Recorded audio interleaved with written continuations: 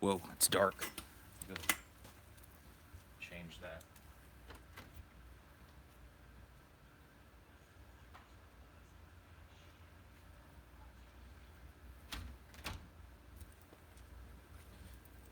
All right, well, that's not much better, but it'll have to suffice. What it do, everyone? Hello, hello.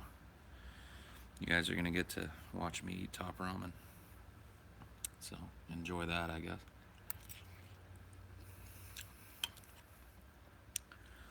My second meal of the day. The first of which was two kind of room temperature bean and cheese burritos from Taco Bell.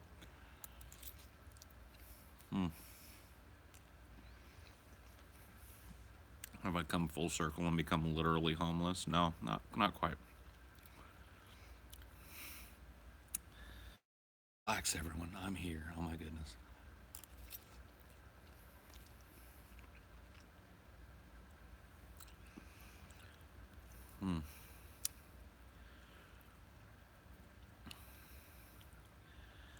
I do not like Paul.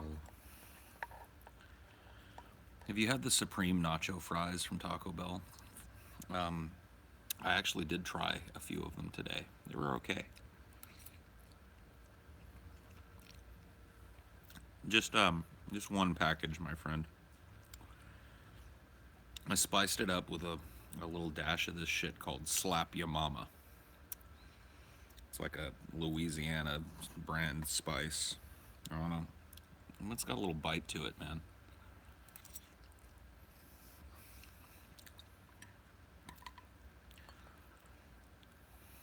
Thoughts on your hard on? None, dude. I got way too many things to worry about. And even those things are fucking pointless. Like, your hard on is like way down the fucking line, dude. 10 ways to cook ramen in prison. I always wonder how they do that. I assume they do.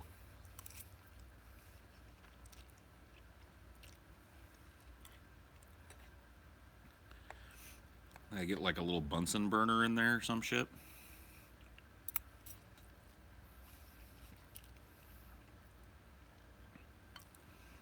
I feel like one package is too little, but two is way too much. I totally agree.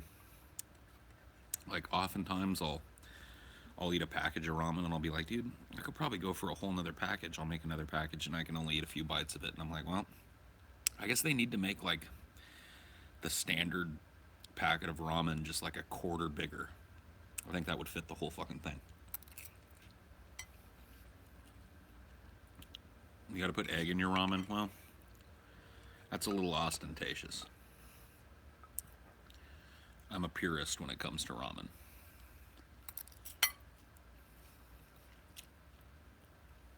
I like my ramen a little stiffer. I make it al dente. So, I'm not a big fan of the slimy, over-saturated ramen shit. Noodles have got to have a little bit of bite to them, you know what I mean? A little bit of firmness. You like your ramen with lentils? Well, I got a bunch of those. I got like 19 bags of lentils over here. Notice I'm eating ramen.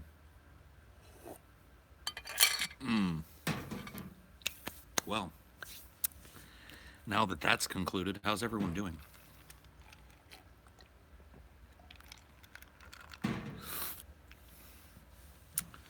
Good to see you up at night again. I missed you. Yeah. I've been up at night. I've been up pretty much all hours of the day for the last 6 or 7 days. But I just haven't had a whole lot of fucking time to do this shit.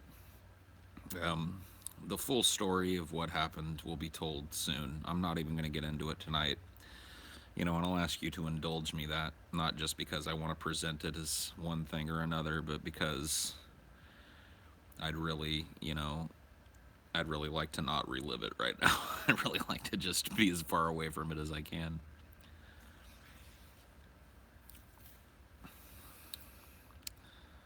Ramen is dog shit and you know it, man. Get out of here, bitch.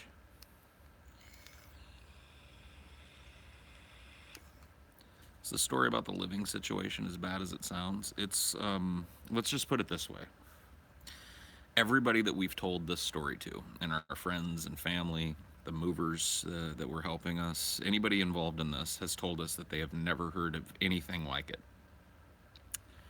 They've never heard a story like it. They've never heard of it happening to someone else. They've never heard rumors that it's happened to somebody else. It's a totally and completely like I've never had anything like it happen to me. So, whatever.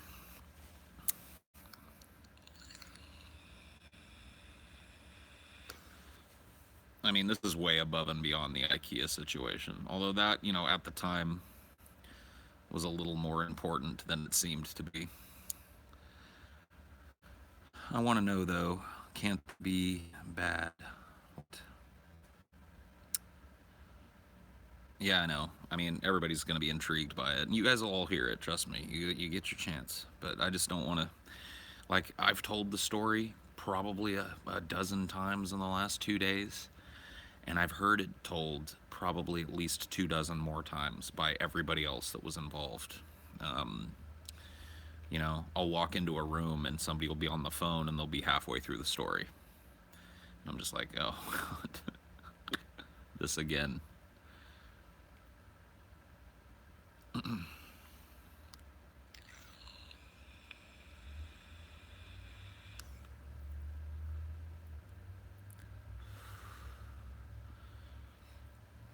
What was this? What was this shit?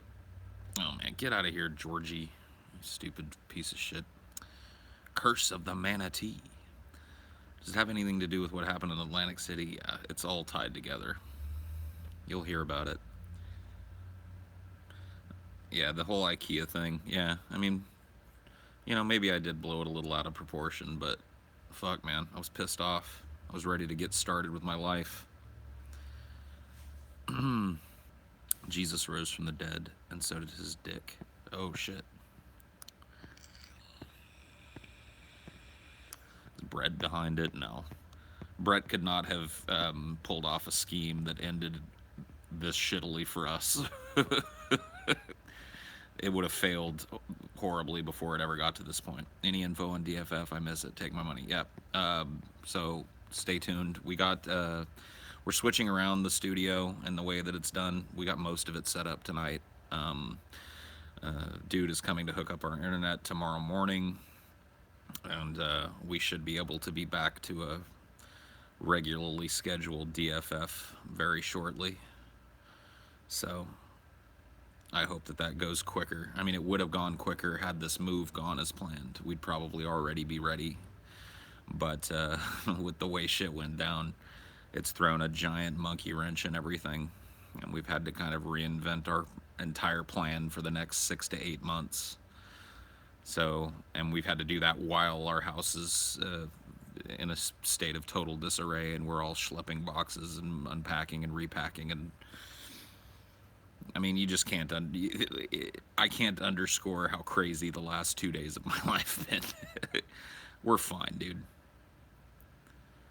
We're fine.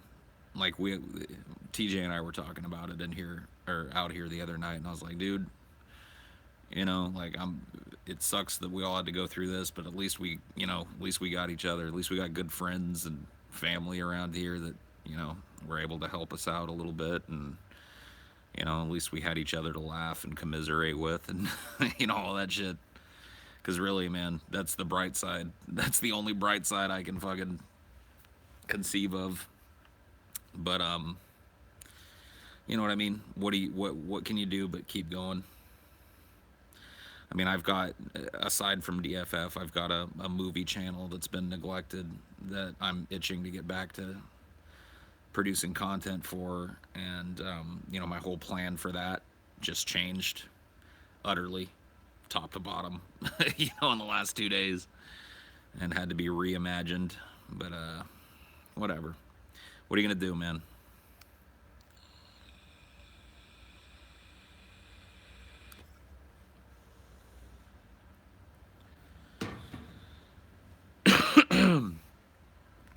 DFF the landlord, yeah.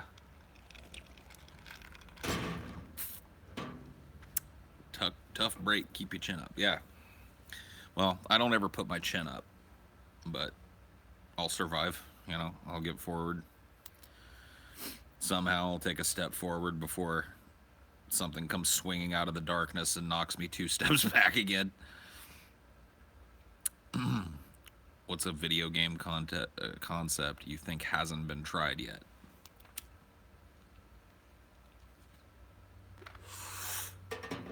I mean, I don't know if any broad concept hasn't been explored. I'm sure people could think of examples of any broad concept I come up being represented in video games, but I don't know.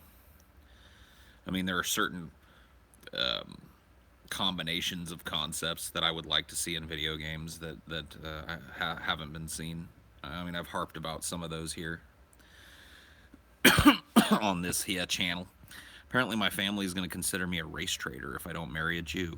That's fucked up. Also, nice beard. Oh, wow. Thanks, man. Thanks, and sorry to hear that you're a race traitor. Oh, when my decadents figure out time travel in what?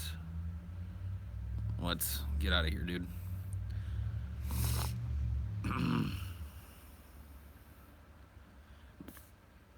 You a fan of comedies? If they're funny. Where's DFF? Somewhere in the ether between moves. Stay tuned, it'll be back. Chauncey is the GOAT. Yeah, Chauncey. Good old Chauncey. The quiet stoicism of Chauncey. He's fine.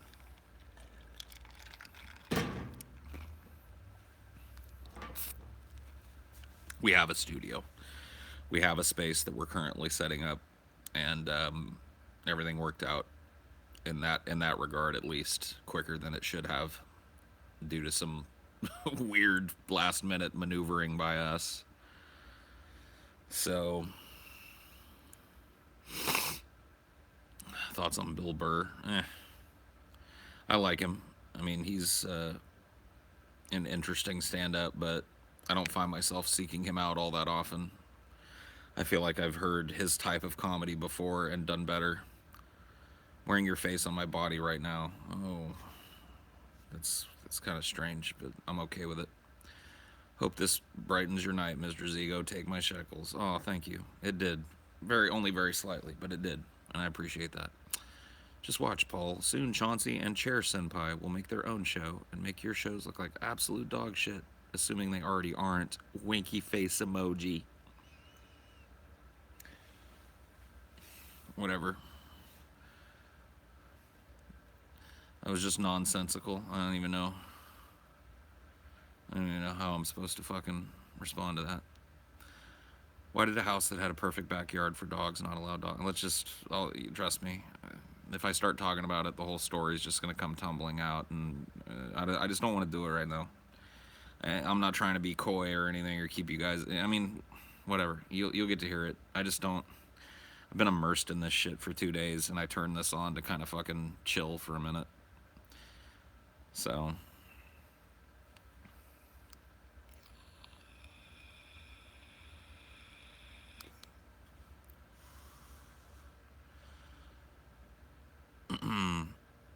How was your day, Paul? Mine was pretty good since I got a good grade on my biology test. But if you're sane, you probably don't care. I mean, if you're sane, you probably don't care.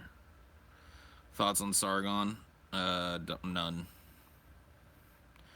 I really don't care anymore, dude. Like I've come to the here's the thing. Let me try and explain this to you guys. I came to the realization at one point that I was dedicating way too much of my life to reading the news, and it wasn't even for informative purposes. It was pathological. Like I was reading the news in order to feed this constant sense of hopelessness and negativity that surrounds me, and to a certain extent, talk shows like the ones that you find on YouTube have also been kind of that for me for some time. Because the news is so unpalatable and unwatchable, and because my job on the Drunken Peasants involved sifting through so much of it in a work way, I kind of walked away from the news outside of work and turned to these more commentary channels. And I found that they are just as much of a waste of time, if not more of a waste of time, than watching cable news or, any of the mainstream news outlets are. And it really has led me to kind of come to a point where I've embraced my pessimistic outlook and embraced my knowledge that all human beings are inherently full of shit, myself included, and that I don't really find that it's a good. And it sounds strange coming out of the mouth of somebody that makes his living partially because other people listen to him spew his, you know, horribly fucking self-indulgent nonsense to the world. But I just got to be honest with you, man. I work in the sphere. I don't really travel it anymore. I don't really care. I don't care what Sargon of Akkad has to say. I don't care what Armored Skeptic and Shoe on Head have to say. I don't care what Vadim Newquist is talking about today. I mean, I try to, because once again, I kind of move, at least, on the outskirts of that sphere. But it's a waste of time. The world will probably get better, and if it doesn't, then whatever. Oh, I agree with one part of that statement. If you guys ever do a DFF meetup, then you should invite Sargon so we can all rape him to fucking death. Wow, dude, that was violent.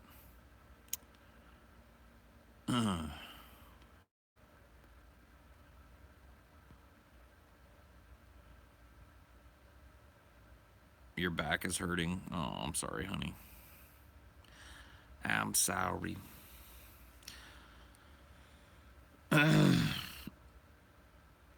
Would you say that after careful study of your philosophy that you are a libertinistic, absurdist, existentialist? No.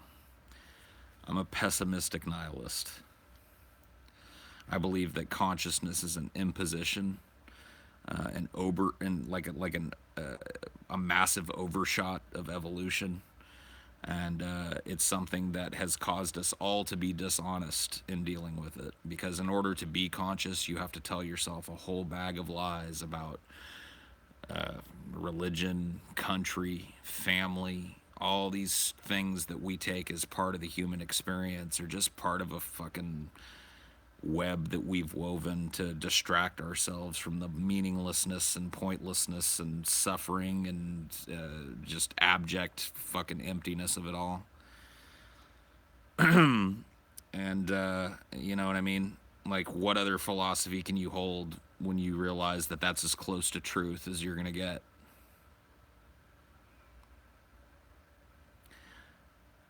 So much negativity. See, that's the problem, is that people that are, in a way, I guess, addicted to this idea that being alive is okay will always look at people like me and go, ugh.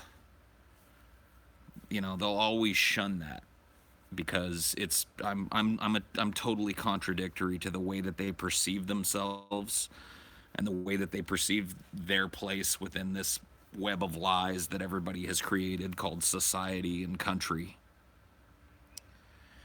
So, those people that have dedicated their personal philosophies to optimism in one form or another are always going to look at people like me and go, oh my God, so negative.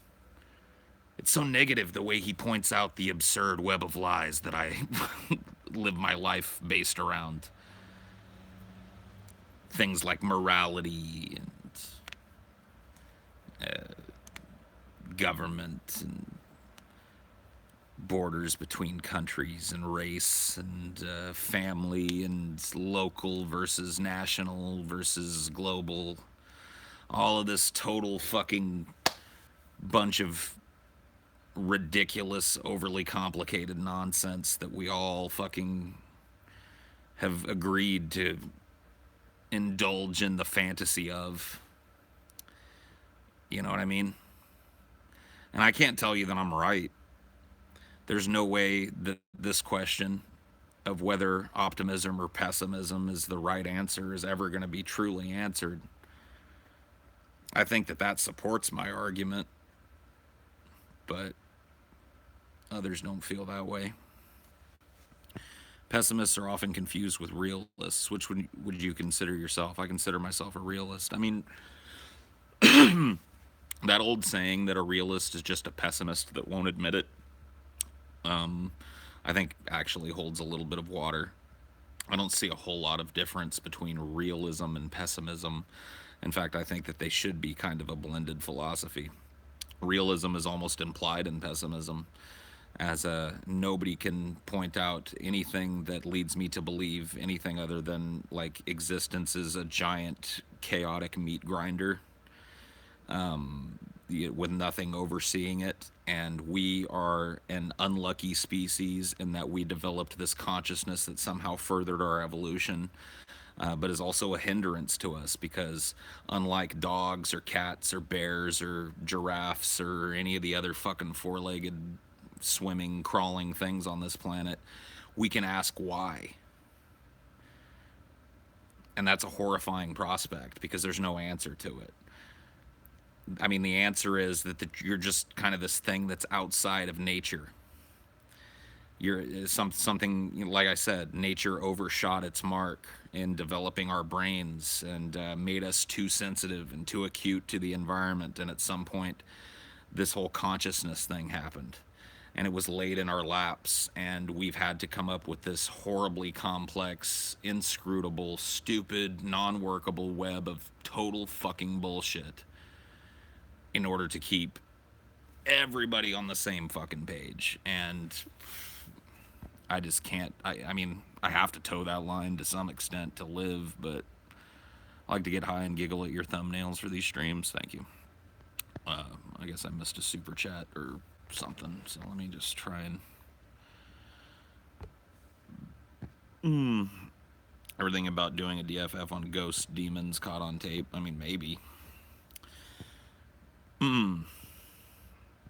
Optimism and pessimism are both equally wrong or right valuations can be. Yeah, that's absolutely true.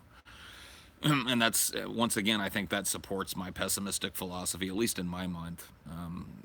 The fact that the question can't even really be answered underlines its meaninglessness to me. You know what I mean? It's kind of like the exclamation point on the end of the sentence, but it really is all about perspective. The thing is that, there's a lot of people that just don't like that people like me exist, and, it's very rare to run into an optimist that will admit that their valuation of life as, having an optimistic bent is just as valuable and valid and provable as my pessimistic outlook on life. They want to paint me like I'm some lower caste that's lost myself to this delusion of constant negativity, when in fact my position on all of this is really carefully thought out. And it's the result of many different stabs at finding an outlook on life and a philosophy on life that really works for me and incorporates how I feel. And you know what I mean? That part bothers me. It's not that, the optimist will never agree with me. It's that the optimist oftentimes seems intent on reducing me to something that, isn't capable of making a cogent argument about my philosophical perspective. One of my friends always get bothered when I mention something existential because the thought of meaninglessness disturbs them, and I never really was disturbed. I mean, I'm kind of disturbed. I mean, as a pessimist, you kind of have to be. And now nihilism is different from pessimism. I am both a nihilist and a pessimist. The terms aren't mutually exclusive. The pessimism side has a little bit more of an emotion attached to it. Like someone said earlier, it's a valuation, not a statement of absolute fact. So, there's always going to be an emotional tag that comes with that.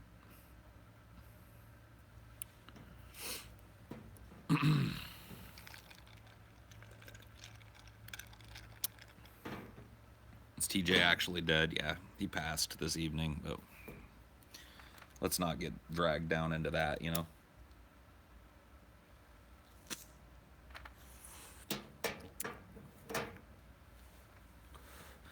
I've heard people say that, like, they think that people that are pessimistic, that there might be a weakly heritable trait that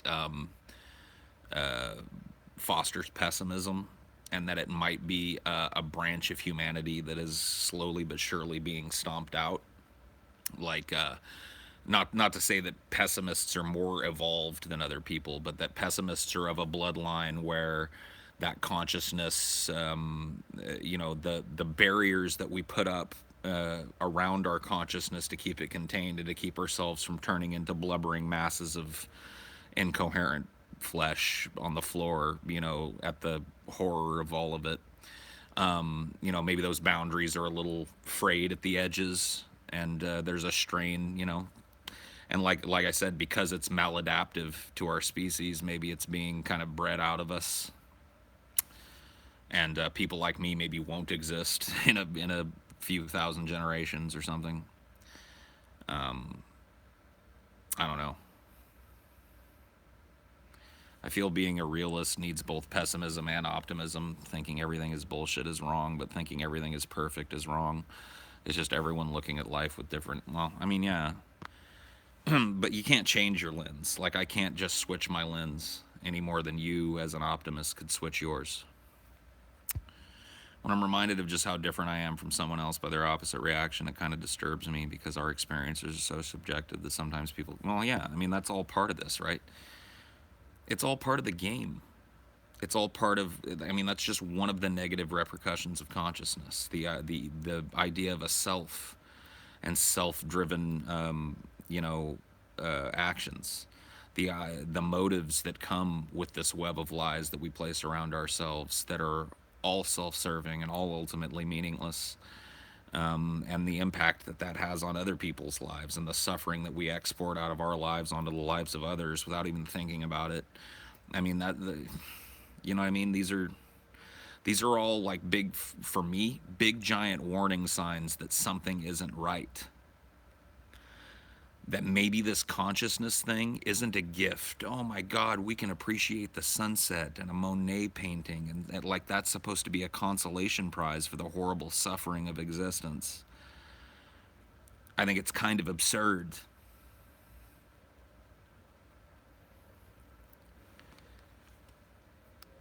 Is our connection with others meaningless? Absolutely, because it amounts to nothing. Your connection with another person is the connection of two tiny little microscopic nothings in a vast void of colliding chaos where nothing fucking matters and life is completely irrelevant. So, absolutely, yes, your connection with your girlfriend or your mama, none of that is real.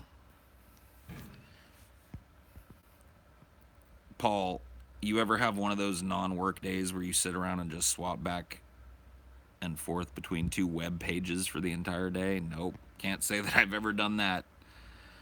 I mean, I've had non-work days, but not days where I spend it all day swapping back and forth. I missed two other super chats. Okay, well, let me check those for a second. Let's pause this conversation and pick it up. I can't even watch these because you're too depressing. Okay, well, get the fuck out of here then. Paul, have you ever have one of those non-work days where you? Okay, I read that one. Got it. All right, we're good. We're up to date. Isn't it enough that it matters to the insignificant little bugs, but it doesn't? I enjoy pessimistic libertinism, the philosophy that nothing matters and we're all a flaming ball of rock flying into extinction. So why not just do what feels good? I've also seen that called optimistic nihilism. And I think it has the same problems that just plain old optimism has. It comes with the same bag of bullshit slung over its shoulder when it comes to convincing me. But once again, it's a valuation and not a description of life. So what can I do? Have you read the polity novels by Neil Asher? The AI ruled society in them is very similar to the ideal society you've described on several occasions. I mean, even that is whimsy, though. I mean, you understand that, right?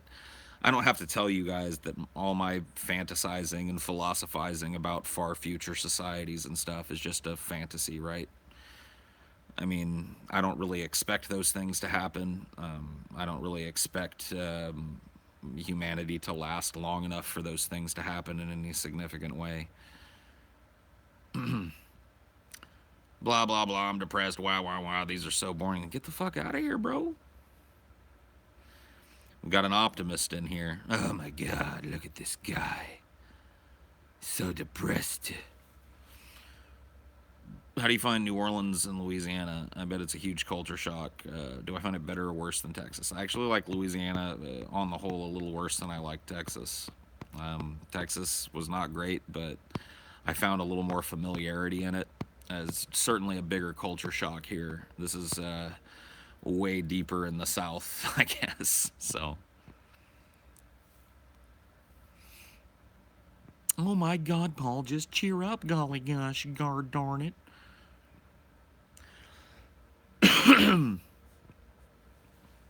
Gee whiz, Paul, why can't you just put on a smiley face and soldier on into the meat grinder with the rest of us?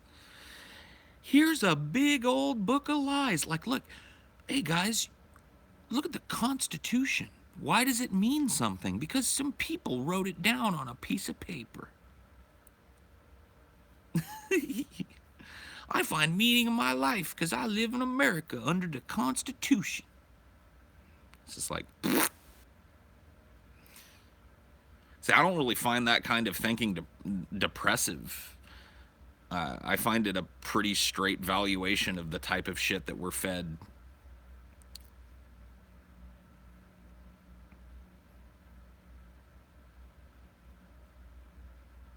I'm acting my age too much. Oh shit, sorry, man. Okay, but that has as much meaning as anything else, so all right, well, you got the nihilism down. How can you be depressed when you're rich? Oh, okay. Well, I guess maybe I'm rich compared to people globally, but if you think I'm a rich person, you're dead fucking wrong. Maybe one day I will run into y'all in the wild, fingers crossed. Oh, that kind of sounds like you're a hunter, and I don't like it. What anchors me is sort of a fuck you to the universe. It doesn't care about me, but I care for my friends. So that, yeah, well, once again, but that's all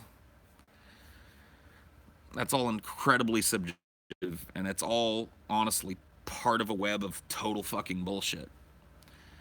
You know what I mean? I'm not saying it's meaningless in your life, and I'm not trying to.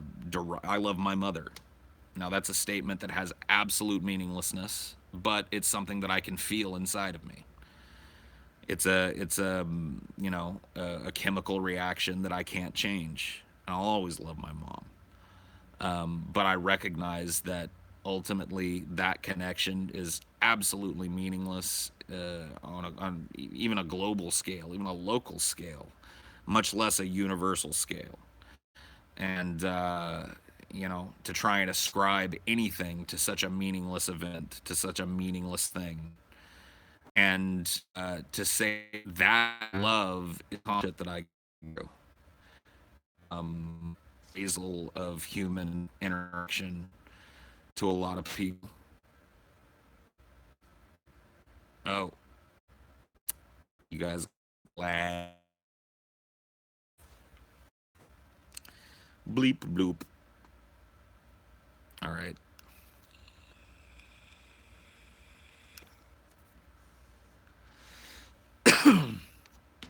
Rip stream. All right. Well, hopefully you guys will.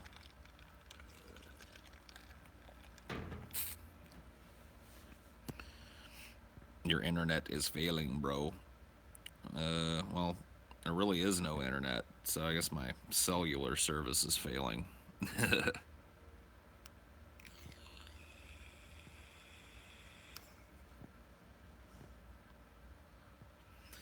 Hypothetical. If you were giving immortality, meaning you will survive until the end of everything, but you will gain all understanding of the universe, would you take it? Nope. I don't want it. I don't want it. I don't want it. I definitely don't want the immortality and all of that knowledge. There's no telling what that would do to, a human being like me. Nope, nope, nope, no thank you. I opt out.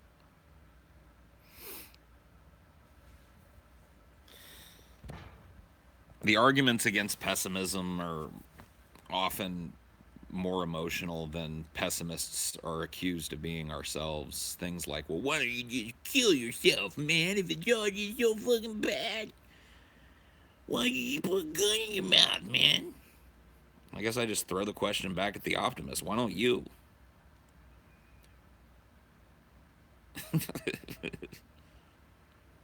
Because I got something to live for, man. Oh, yeah, explain to me. Explain to me what that is. I bet I can pick it apart. Paul, why do so many people feel the need to be condescending towards others about their views, be them optimists, pessimists, etc.? We need to more stop being a doucheists. I mean, I can see the attractiveness of that kind of philosophy, but it's ultimately pointless when you're talking about the foundation of it being a misadventure of nature.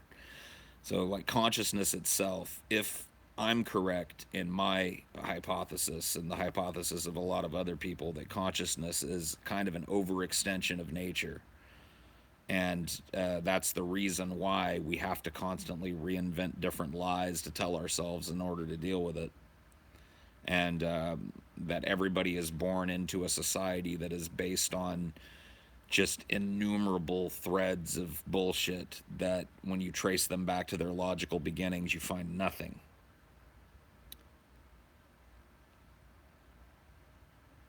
You know what I mean? It's hard to see meaning in whether or not I'm a douche. You know what I mean? You're asking me to give a positive valuation to not being a douche. If loving my mother doesn't matter cosmically, how much does me being a douche or not being a douche matter cosmically?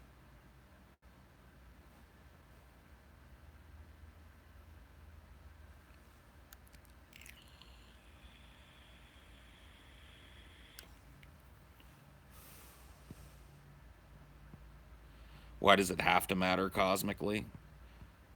Because if it doesn't matter cosmically, then how can it matter locally? How can it matter personally? I mean, that's the basis of my argument.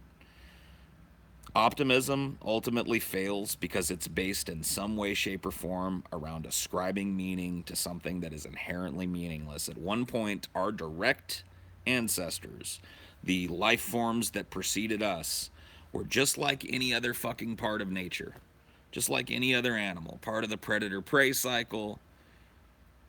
They weren't asking why. And then at some point, that light turned on, albeit in a very kind of like proto form, proto consciousness. And for some reason, that little spark of consciousness, whatever it was, maybe it was empathy, maybe it was an understanding of the finality of death, that served our species in some way. And so as the generations went on, that built and built inside of our brains until it became what it is now, where people like me can be born into a world and live every day with profound suffering and see the cracks and the foundations of all of these big institutions that everybody bows to, that sees that it's bullshit, but yet still exists and still has to deal with that conscious mind.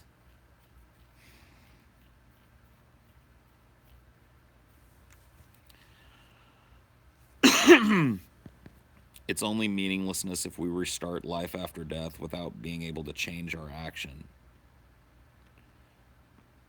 You mean like reincarnation?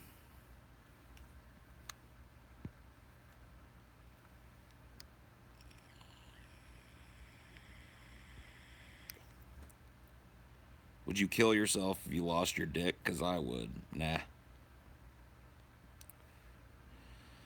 Why does it matter whether anything matters or not? I'm fine with my life being insignificant. Pretty incredible to be alive in the first place. Well, that's, once again, That's a valuation of your existence that is based entirely on consciousness, which is something that only exists in us as a species and is something that puts us at odds with nature.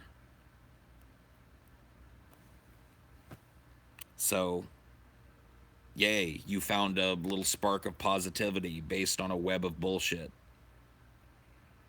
Congratulations, dude. I'm happy for you. But you're not going to convince me that everything's rosemary and thyme because, hey, man, fuck it. Who cares, bro? Sorry, man. That's just not the way I was made. Other species are conscious too. I mean, to varying degrees, but none of them share the crises that the human species share, existentially speaking.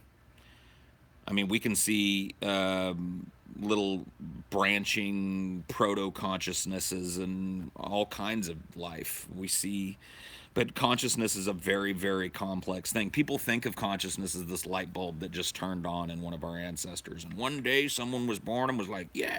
But really, consciousness is an amalgamation of tons of little adaptive things that our brain came up with. So yeah, you see it in other species because all life on this planet shares a common ancestor, and of course, the ones that are closer to us, the mammals, exhibit most of these traits. And that's not by accident. That's of course because of what I just talked about. Apathy equals true freedom? Absolutely not. Absolutely not. Freedom is a silly fucking concept for people that believe in free will. Do a belch, Paul's ego. I can't just summon a belch. Well, I could, but it's gross. I don't like it, man. I mean, I'm not above ripping a fat belch, but come on. Consciousness is an adaptation and expansion of our mental faculties. It's like you're smarter because evolutionarily you're wired better. Yeah, that's a very, very positive evaluation of consciousness, my friend. And I'd be willing to bet that it's built upon a pretty tenuous web of shitty ass lies.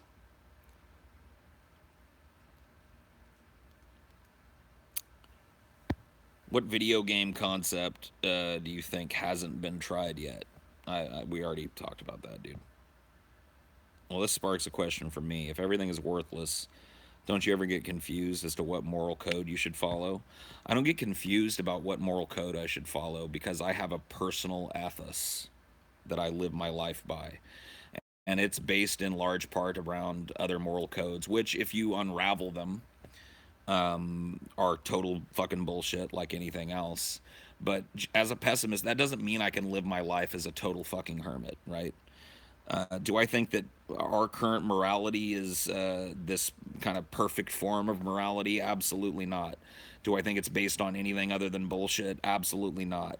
Do I think that there are parts of it that allow me to function within this society to a limited degree enough to maintain a house and blah, blah, blah, blah, blah? Yes. As a pessimist, I'm not freed from the things that I know are bullshit. And I'm certainly not exempt from my own critique. I'm a victim just like you are. Consciousness, the gift I never asked for. So, for me to talk about this and think myself removed from it would make me pretty foolish, right?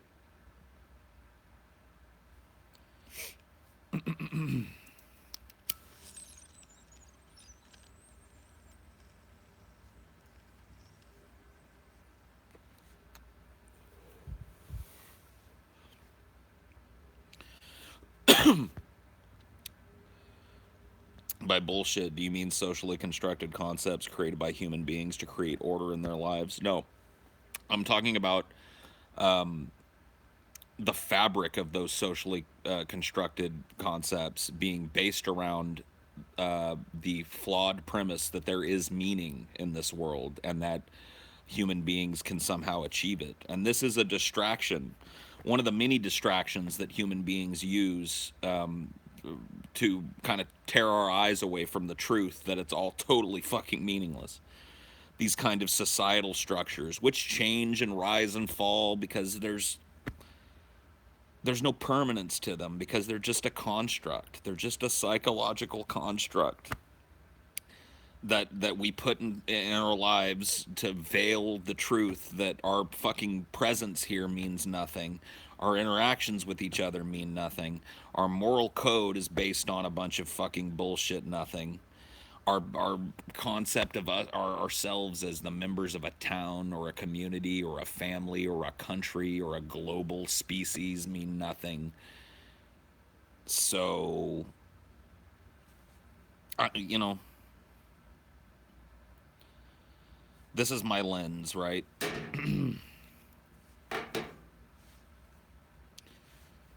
But what if we become interplanetary and take over the universe? What then, Paul? Number one, it's absolutely impossible. We just become a bigger part of the chaos that is the universe.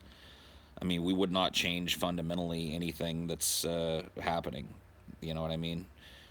Uh, we would just become a part, like I said, we would become a part of the all consuming, living and dying, cyclical, chaotic universe.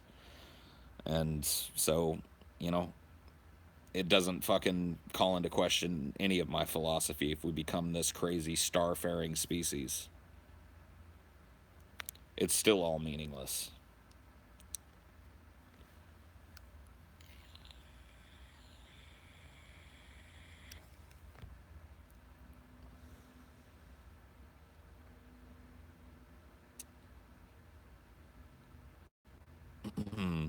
Bring Puppo into frame to cheer everyone up. Nah, dude, I'm not interested in cheering everybody up. You cheer everybody up. You're so toxic and negative. Sorry, I'm unsubbing. Oh, I will weep into my fucking pillow tonight. I will weep into my fucking pillow tonight that your fucking slack jawed ass isn't hanging around my fucking streams anymore. Count on it.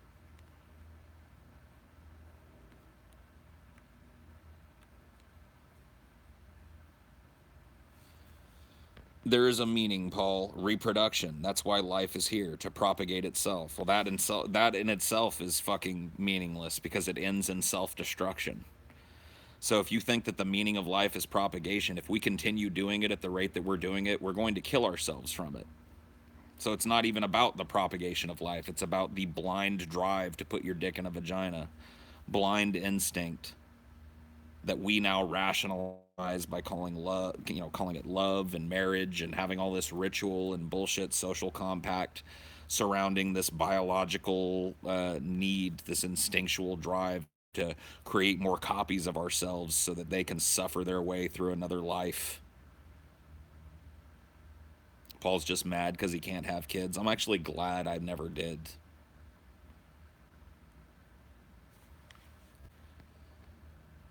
Saying life is here to reproduce only begs the question of why does it need to reproduce? Eventually, it's all just physical to chemical to biological reaction of the elements. I mean, exactly.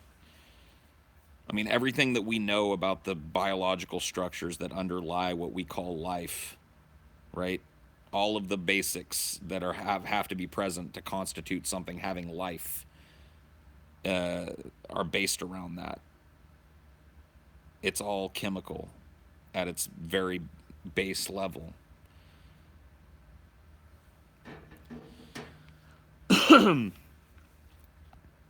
Yeah, I hate the child centered culture Western society has adopted in the past 50 years or so. I mean, it's always been that way, though.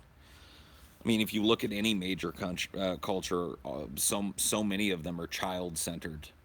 I mean, do you think America was less child centered 50 years ago? I mean, the amount of maybe the meaning of life is resource acquisition so we can enjoy better food, better quality clothes, better healthcare access. In other words, meaning of life is to achieve and maintain health. And until we die from rot or corruption, you know what I mean? There's no medical intervention, no great plate of lasagna that's going to stop that, right?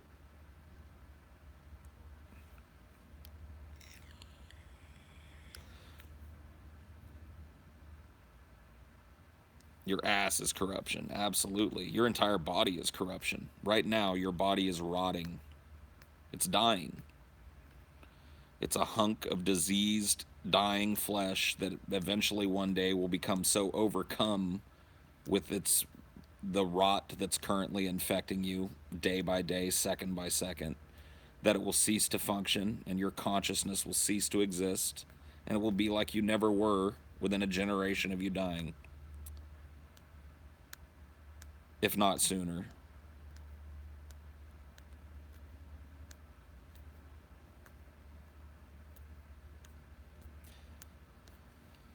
Okay, so what's the problem with that? Well, maybe you don't find a problem with that, but I think that's a pretty fucking raw deal. Especially considering I never had a choice in the matter. So I was dragged screaming out of non existence, wet, covered in my own and someone else's bodily fluids, incapable of taking care of myself, foisted into an environment from two other people who lived lives completely separate from mine, and imprinted with their psychological fucking problems, and then thrown into a world that ultimately doesn't give a shit because nothing matters. A perpetual victim? No. Everyone's a victim. I mean, in order for like people to be victims, there has to be an aggressor. And in this case there is no aggressor. Nobody's victimizing me. Nobody's victimizing you, not directly.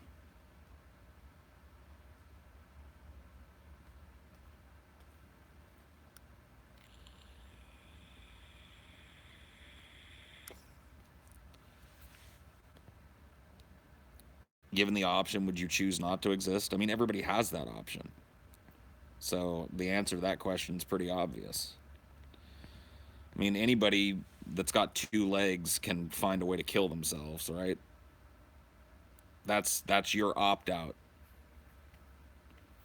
We victimize ourselves. We're victimized by our very existence, and there can't be an aggressor in that because that implies a mind with malicious intent. It's just an accident of evolution that we ended up the way that we are, and we're in total fucking imbalance with everything else in nature, and we're constantly looking for the answer to a question that has no answer. And it drives us to do ever more and more destructive things to ourselves and to the only environment that supports us and the rest of life as we know it in the universe. We're an organism that's feeding on itself, and all due to a bunch of delusionary nonsense that we tell ourselves about culture and race and pride and country and place of origin, family.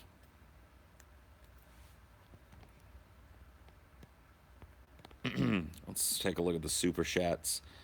Highdeology, where I can come after a long day of work to sit back, relax, and have an hour of long existential crisis. Yeah, dude. For sure. Say this. No, Donnie, these men are nihilists. There you go. You're gay. How can you be depressed? Okay, so we're getting. All right, I gotta go forward now. Do you think the meaning of life is to give life meaning, or do you think that it is bereft of any meaning? Do you even define? Do you even define as life autonomy and sentience?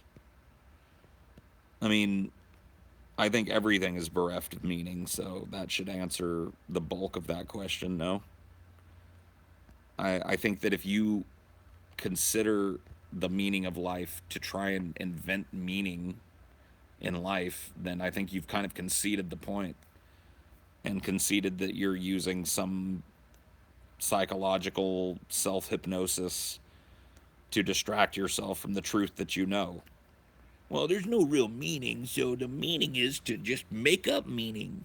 It's like, okay, well, I mean, if that's how you live your life, then I'm cool with it, but I don't really see myself employing that tactic anytime soon. If a meaning could exist, what would it? Huh?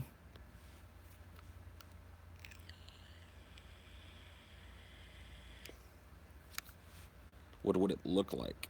I, I mean, you want me to sit here and engage in like fantasies about what meaning would be if it existed. The entire concept of meaning is something that just is born out of our fucking consciousness. Dogs don't think about the meaning of their actions. Honestly, I don't even know who I am. I know my mind has been manipulated in so many ways, and I've been deluded into being a sad human being. Do you think anonymity to oneself is healthy? I think it just typifies a lot of people's experiences and consciousness, right? There are people that are quote, end quote, well adjusted who have found a way to walk that line of self delusion and cobble together some meaning out of this meat grinder, right? And then there are people like you who can't lie to themselves like that, who refuse to lie to themselves like that. And you know, your experience should mean just as much as theirs in my mind, but it doesn't.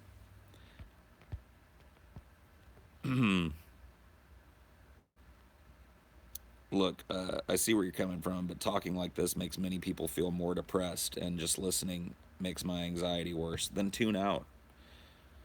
Honestly, I'm not going to shut up about discussing philosophical topics that interest me because you feel depressed. Your feelings are not my concern, and I'm sorry. Well, actually, I'm not sorry. I'm not even going to condescend to you and pretend that I'm sorry. I'm not. You have ultimate control over the things that you consume. You can click the little fucking X anytime and make me fucking disappear. And I recommend that you do that if the stream is affecting your mood in a negative way. But don't bring your bullshit to my fucking doorstep, man. I got a pile of my own.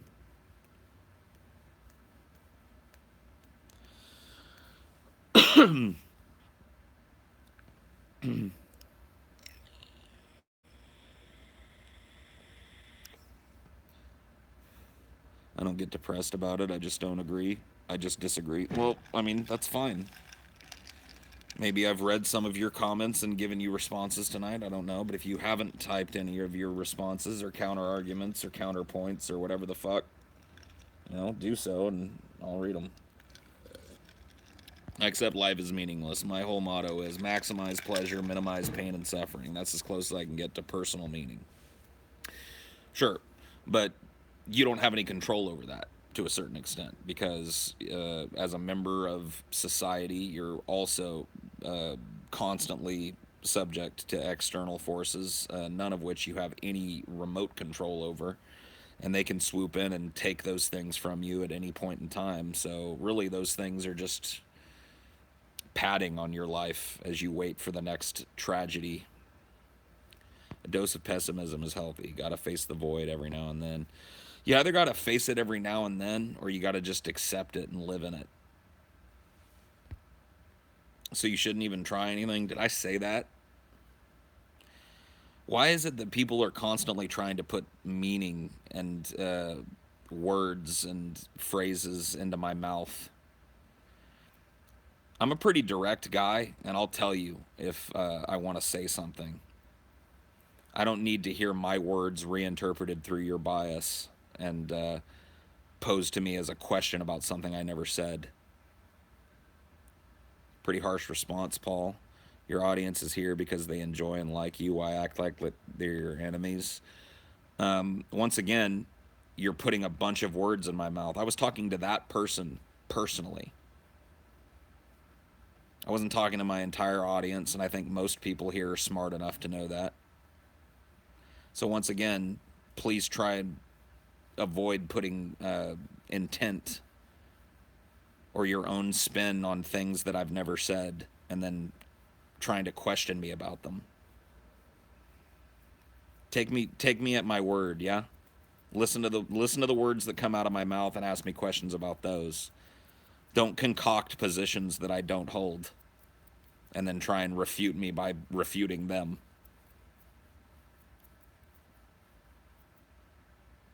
How come you're still struggling with nihilism? I'm not. Seems like people in here, at least some of you are, and that's fine.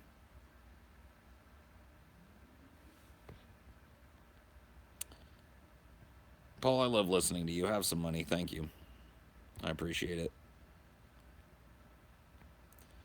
Appreciate your honesty. I'll take your negativity any day over pandering. I mean, I appreciate that. Paul, man, I love coming home from work and listening to you chat about whatnot. A lot of times it makes my day, dude. I greatly enjoy the content you put out as well as your opinions. You guys will get through it, man. Hey, dude, I really appreciate that, man. Thank you. Who's more entertaining, G-Man or Alex Jones? Alex Jones, obviously. If G-Man were as entertaining as Alex Jones, he would be Alex Jones, right? And Alex Jones would be G-Man. The closest I can get to meaning is propagating the species. Humans are a self-destructive biological machine. I mean, that's not meaningful, though. If you're saying humans are a self-destructive biological machine, and then you're saying that then the only meaning that we can ascribe to their existence on this planet is to propagate that suffering, it's like, what? Let's just admit that there is no meaning, yeah? Positivity and negativity are contagious emotions. That is absolutely true.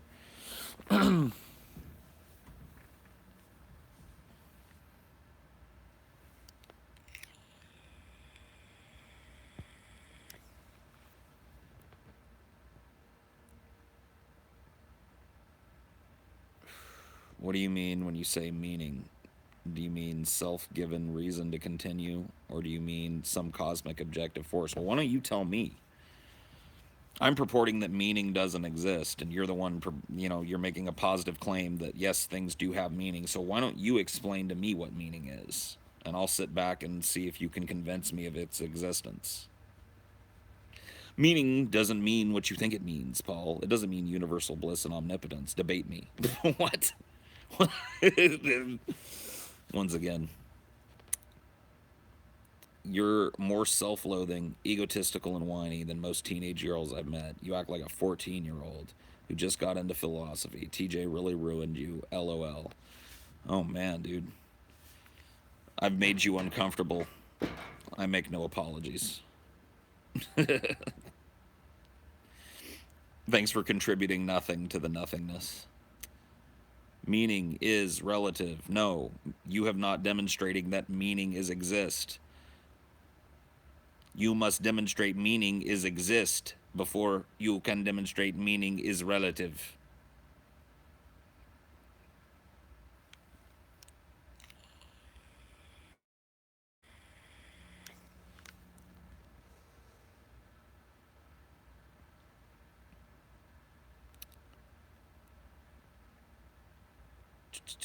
Deep Fat Fry, The Walking Dead. Yeah, dude. What would make meaning exist to you? That's like going, there's a God. And I go, no, there isn't. And you go, well, what could I tell you that would make God exist to you? My answer to that is, isn't that your job?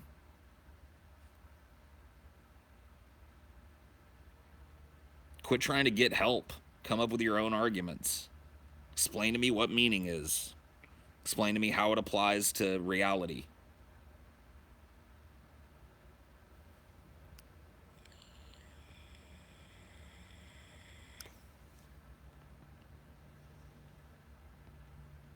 People don't understand that you don't need meaning to still do things you want to do and still enjoy life. Absolutely. It's a fundamental misunderstanding that somebody of my philosophy never laughs, never has fun. I mean, you guys have seen me fucking dying laughing and making jokes and shit. So obviously, I can enjoy myself. I can find little pockets of fun in my existence. I just don't apply any meaning to that.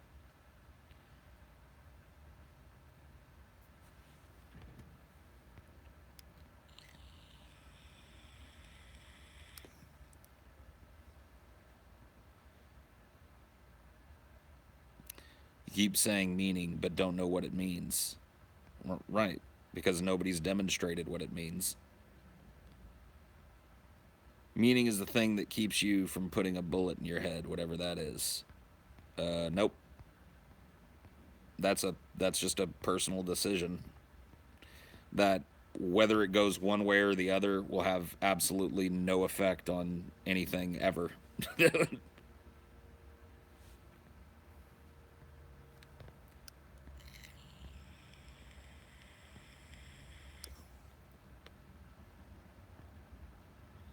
What does it mean to put a bullet in your head? Nothing. Did you see Kyle Kalinske try and defend objective morality? No, but I bet it was pretty cringy. I bet it was a pretty tough thing to watch. No. Does a child mean something? No more than an adult does. Child is just a unfully formed human. Your face is cringy. Oh shit, man. Let me log off the internet forever.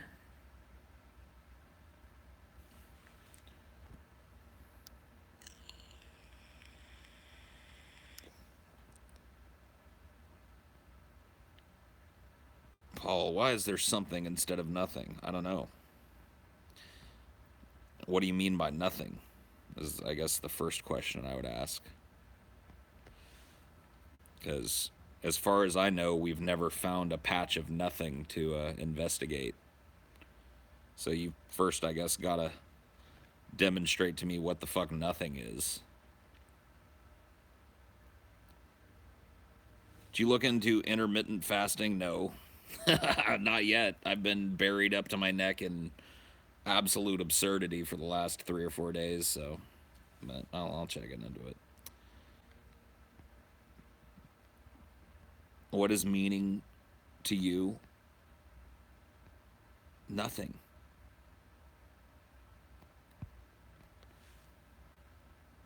I mean, have I not said that enough? Meaning is a concept created by human beings to try and justify the suffering of their existence.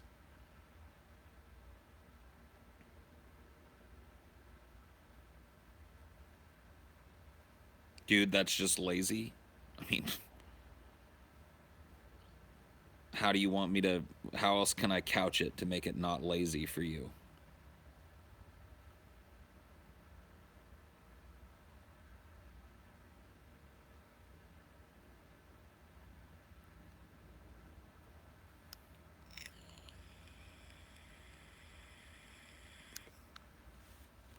Philosophy harder.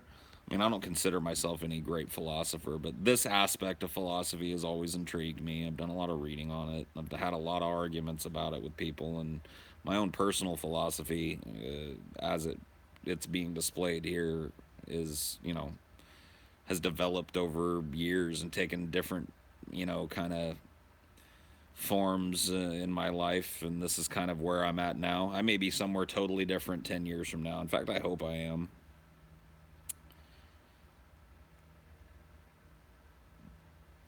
Free will or determinism? I mean, if you've been listening to me at all tonight, you should know the answer to that question. It's weird arguing with friends that free will doesn't exist and they just can't wrap their heads around the concept. Well, I mean, because once again, it's another one of these lies that we tell ourselves to obfuscate you know, the the truth of our existence. Most animals don't really have a sense of meaning. I guess pets could be an argument, but most wild animals don't really have or crave meaning. I mean, even pets. A lot of times when we look at our pets and their reactions to what we do, we're anthropomorphizing them. We're projecting our own emotional state and our own consciousness onto them and assuming that they have some spark of that in themselves when really their brains are structured totally differently. They perceive reality totally differently from us, and their concepts of what we would call love and attachment and duty and loyalty are all completely based on different things, things that would be alien to us. So,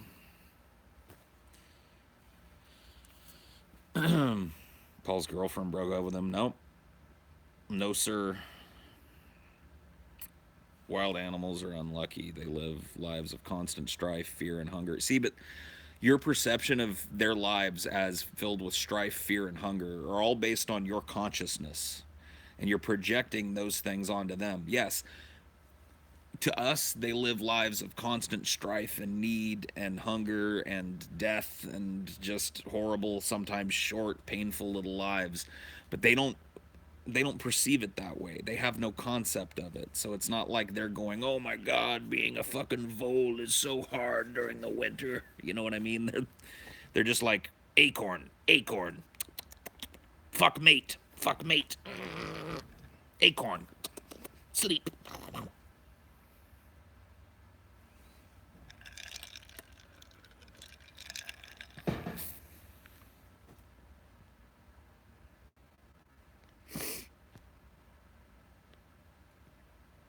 I'm gonna go. You guys hold on for a second. I'm gonna try and like finagle a way for me to continue this because my phone's gonna die, and I'm not done talking. So give me a sec.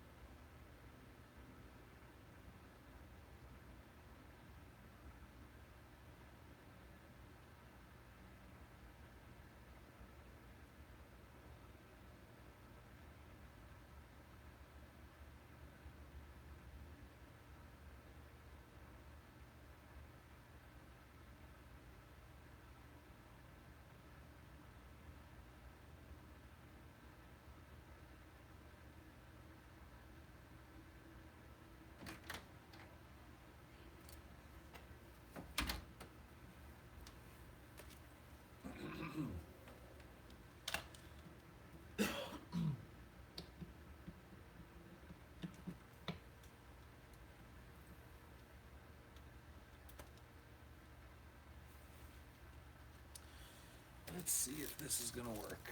I hope it does. I might have to again rearrange things a bit, but I think I can make this happen. Okay. Oops. Phone abuse. Whoops. All right.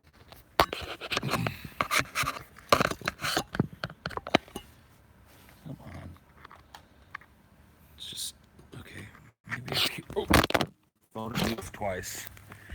I'm shocked that this phone is still alive. Maybe I just need to kill it. Okay, here we go. Fuck me. Come on. Okay. There we go. Holy shit.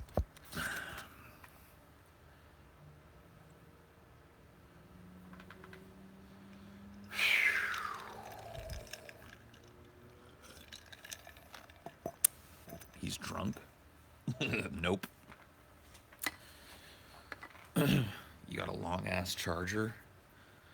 Nah, not really.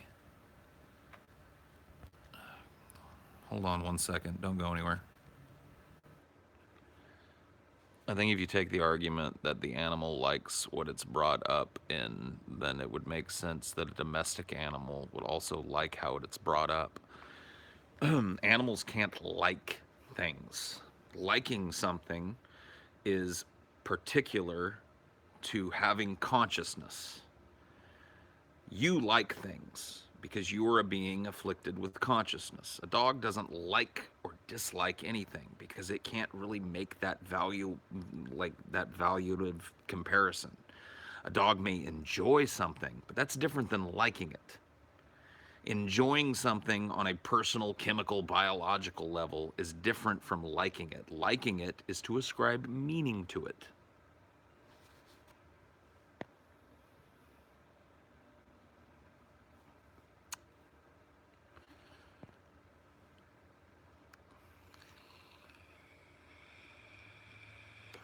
Dogs have food preferences, yeah, but those preferences are based on biological drives. To ascribe like a dog going, "I like nacho cheese," they have no concept of that.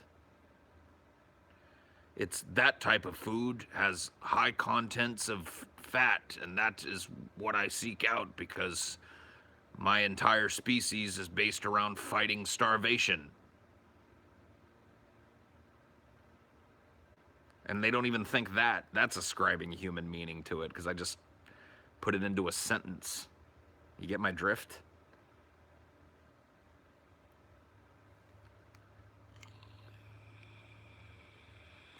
Animals enjoy the comforts that their owners provide them. You want me to say it again? Animals enjoy the comforts that their owners provide them in terms of addressing their biological drives to find shelter and to have constant sources of food. If you stop feeding your dog, chances are it'll turn on you.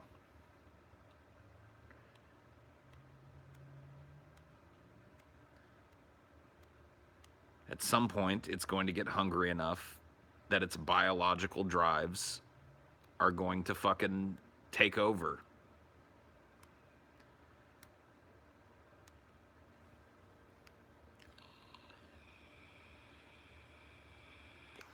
How is your ego so huge that you know what dogs think? I'm not saying I know what dogs think. I'm just saying that I know that it's nothing like what human beings think. Because there's no way dogs could think the same things that human beings think because their brains are structured entirely differently. And I know dogs and humans are different because no dog has ever invented anything or written a philosophical treatise on anything.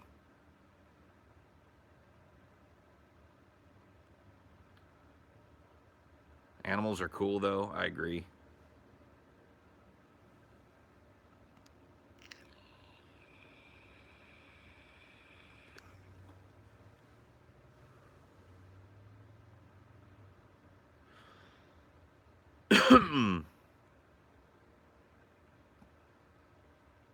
Animals can have likes and dislikes just like people. If you think otherwise, you may consider spending some more time with animals. I've spent a lot of time with animals, and I really enjoy animals.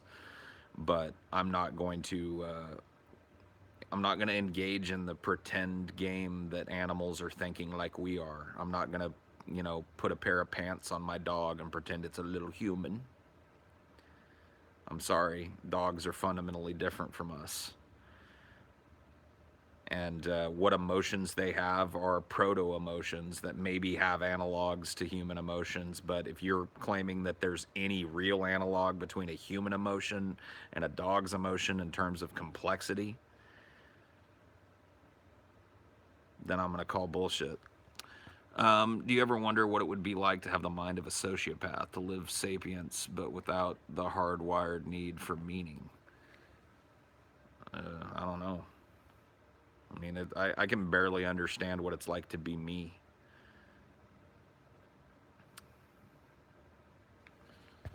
So now you're arguing for meaning then. Emotions give us meaning. No, emotions are just that. Emotions are emotions. They're just complex chemical reactions in the brain.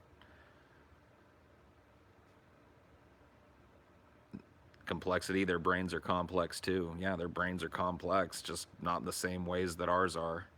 Thus don't support the same kind of consciousness. I mean, are we really having this conversation right now? Because there seem to be a lot of you that are on this like dogs are just like humans but a little dumber kick. Like, do you want to get over that real quick?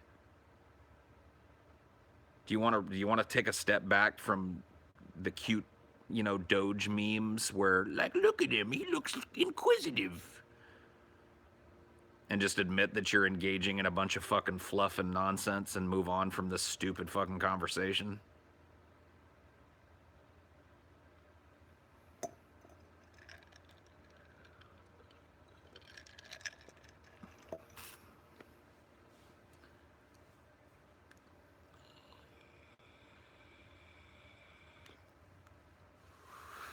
I mean, this little fucking avenue of the conversation is pretty goddamn stupid. You're obsessed so much over the word, like when I was just using it to describe a drive to do something. Well, that's different than what people have described meaning as. And once again, we haven't even come to a cohesive agreement on what meaning is. I mean, I've asked people that purport it exists to describe it to me, and I have yet to hear it adequately described to the point where I'm willing to agree that it exists. So, in my mind, we haven't even moved past that. And everybody, you might be done with that point, but I ain't. You create your own meaning. Well, then it's bullshit. Right? I pulled it out of my ass. Well, then you pulled it out of your ass. I don't know what to tell you.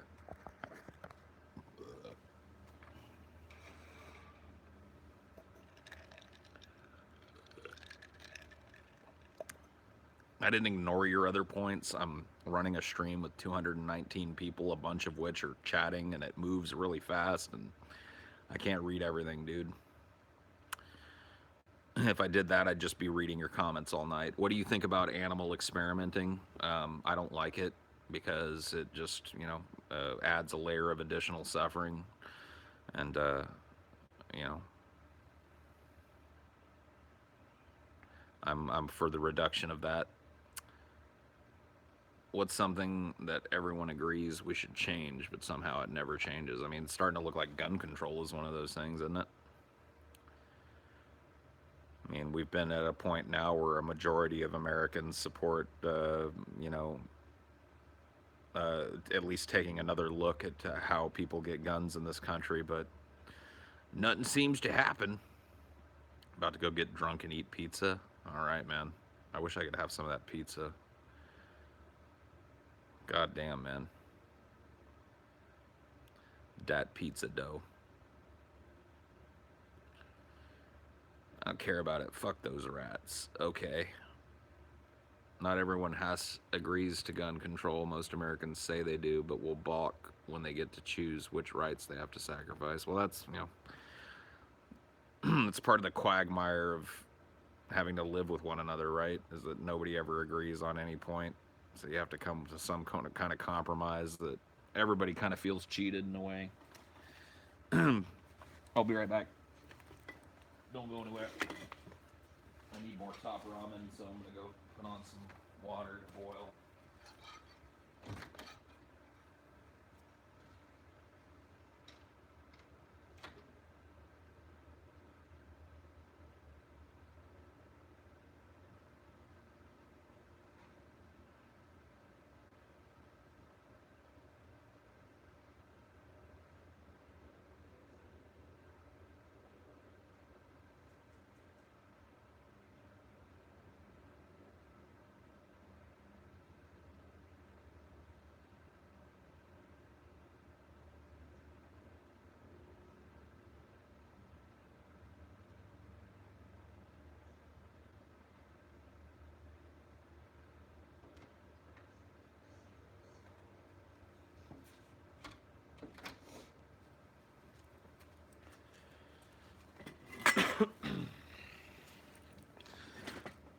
Ooh, oh. This chair got moved. It were a ghost. It were a ghost what done it.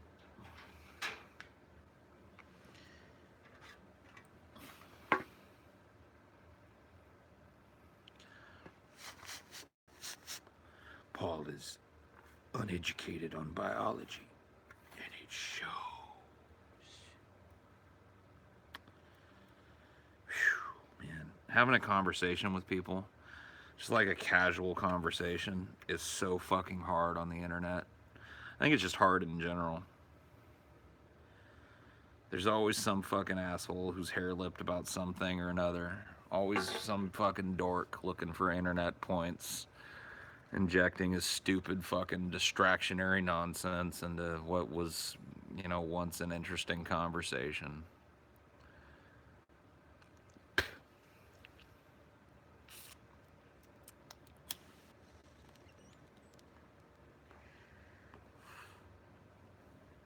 They just want you to start yelling, that's all. I mean, that's kind of sad, isn't it? Ignore the haters? Nah, I take the opposite approach. I pay attention to them when it suits my fancy. Paul, you should look up studies on dog emotions. They genuinely like their owners. All right, dude. All right, fair enough. Dogs are just like humans. Dogs have emotions just like humans. They're basically slightly dumber humans with furry little coats and funny little faces, and they smile and they love and they, you know, fine. Let's just change the subject.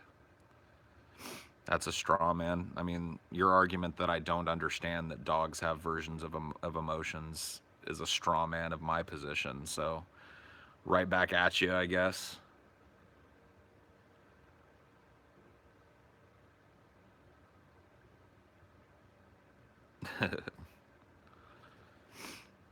If money and practicality weren't a problem, what would be the most interesting way to get around town? In like a limousine with a hot tub in the back of it. You know, if you just like everywhere you went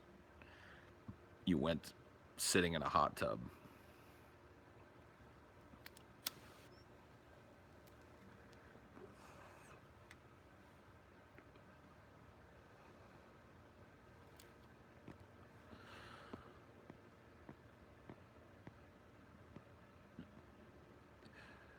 Yeah, just disagreeing with the premise doesn't confer any respect for that. Like you can't just I can't say dogs lack consciousness as we understand it as humans, and you say nuh-uh, and then expect me to fucking continue the conversation any further. I'm sorry, you got to provide some fucking evidence.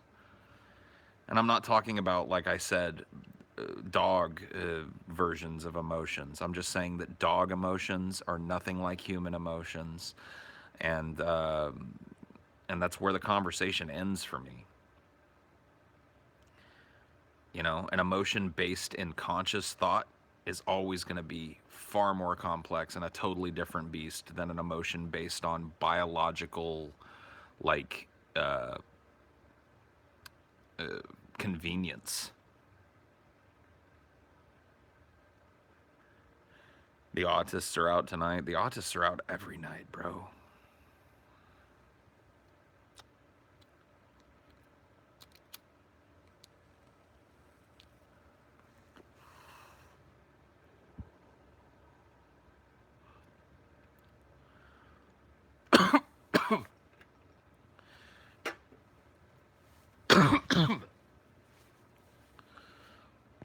Paul, I just got in. What are we talking about here? We're talking about the dogs and consciousness and meaninglessness and meaning and nihilism and pessimism and optimism and all kinds of stuff. I mean, I know, dude, it's very pleasing to think of your dog as like a little gentleman, you know. Oh, look at the little boy. Oh, yes. But in reality, it's a dog. Uh, we were talking about Paul transitioning to a full blown emo. Man, it's one of the most uncreative fucking ways of refuting an argument that I've ever heard. Like, oh, dude, it's the same fucking argument as like, oh man, I'm out of here. This is depressing. It's like, why'd you feel the need to announce to everybody that stupid fucking statement? Let's get out of here. Paul, is the Joker a nihilist, or does he find meaning in his escapades with the Batman? I don't think that. I mean, I don't think that the Joker might find meaning, you know, in the moment in terms of a scheme, but I think that those schemes always serve meaninglessness. So, you know, one could say that you know, maybe they're born of the same thing, but you know, if the Joker is, as he's been presented, the agent of chaos, then really there can't be any genuine meaning to what he does, and I think that's pretty foundational to his character. Do y'all really get kicked out of the house due to pets? Just stay tuned, dude. I'm not gonna talk about it right now. I'm having a much less depressing time talking about how everything is meaningless than just rehashing what my life has been for the last 48 hours. But Paul, chaos is meaning. No. Just get out of here. That's the most retarded fucking thing that I've ever said. Like, meaning just absolutely controversed the basic definition of chaos.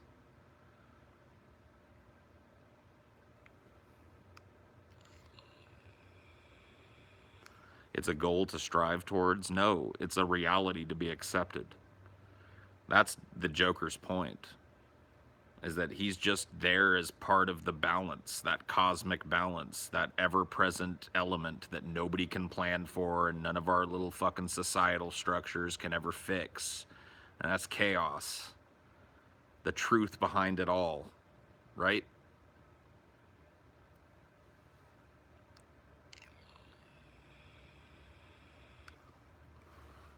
Let me go check on that boiling water.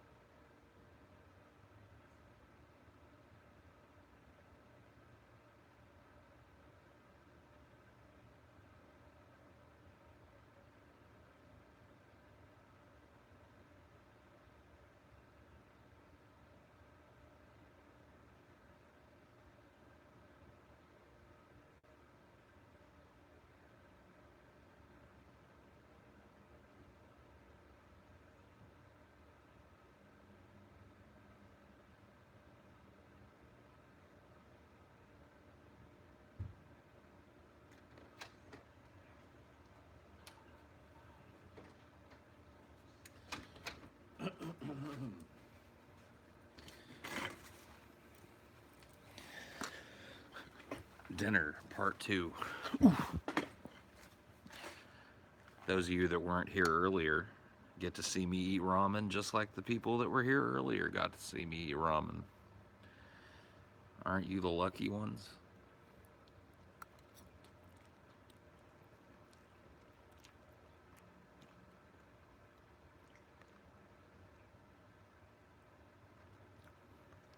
That's a lot of sodium. Got to keep the salt levels high.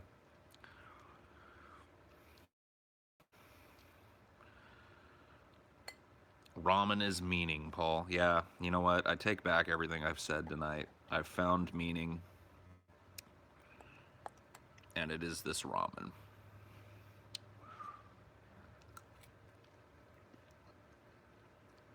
Mm.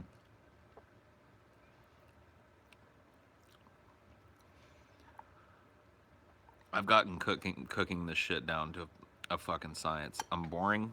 What the fuck are you doing here then, bitch? Go watch PewDiePie if you want somebody that's gonna call you his bro. We just hang out here, man.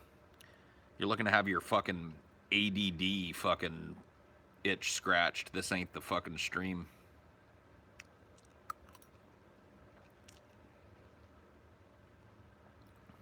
PewDiePie.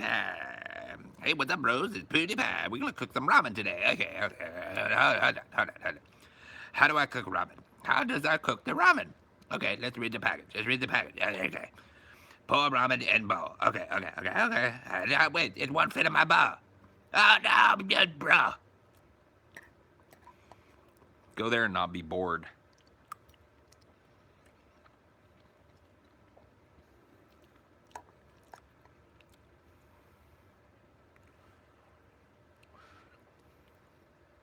PewDiePie is better.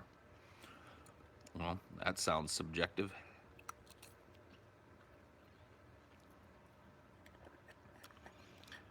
I think if we added a few things to that, it might get closer to the truth.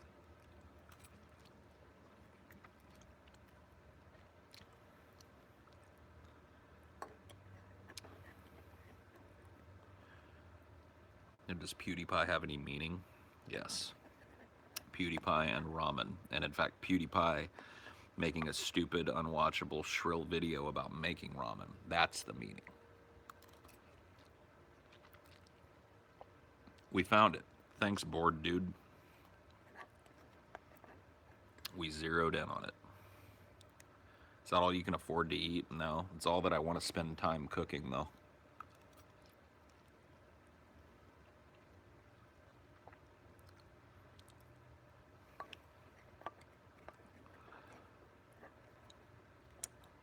Is Jesus a good thing? What flavor? Chicken. But I add a little less of the chicken flavoring, and I add a dash of this spicy shit. So it gives it a little, you know, a little kick to it. A little peppery kind of kick, so it's like spicy chicken.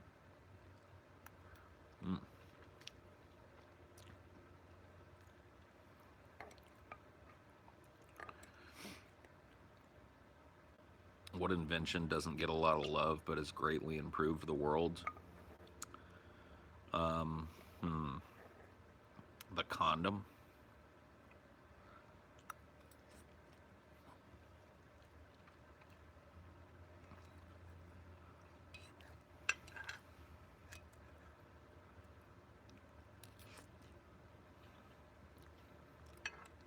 I feel like toilet paper gets a lot of love. People like talking about scatological shit. They like talking about wiping their asses, but everybody kind of hates on condoms, but think of the immeasurable amount of assholes that have not been born into this world because the condom was invented. And try and tell me another invention in human history that's done more positive things for us. I'll wait. People hate on condoms because they're uncomfortable and nobody likes using them and it feels better to just bust a nut up in the gut, but what are you gonna do?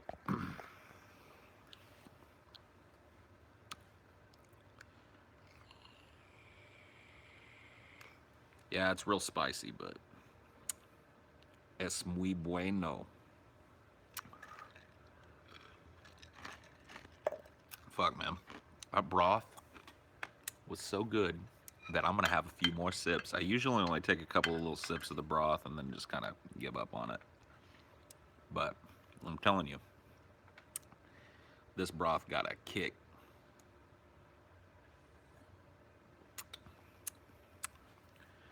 I usually put Tony Chachere's seasoning in my ramens, but I've been putting there's this other stuff in there too. It's like it's called Slap Ya Mama. And it's a little spicier than Tony's is. It's a little more kick. But a little goes a long way, let's put it that way. But oh man, that's a satisfying meal.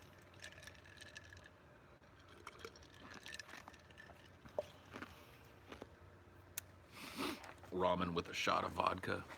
I mean, pass on the shot of vodka, thanks, but if I had Korean ramen, it's spicy as fuck. I don't know. I don't think I have, honestly. Slap Yo Mama, huh? Is that a Pimp Monk recipe? I don't know. Paul, ever wish humans just get wiped off the face of the earth and because of how disgusting, selfish, and utterly fucking retarded they are? No. I mean, I don't wish that they'd be wiped off the face of the earth, but I mean, I guess I wish that humanity would come to a consensus and like just all kind of admit that it's not working and opt out of the raw deal. But I wouldn't want to push the button, you know what I mean?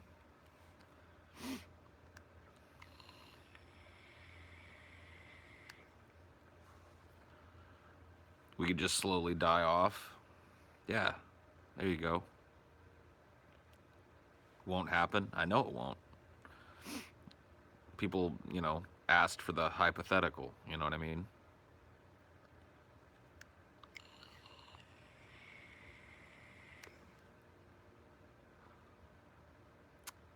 I do. Guess we have personal differences. I guess so.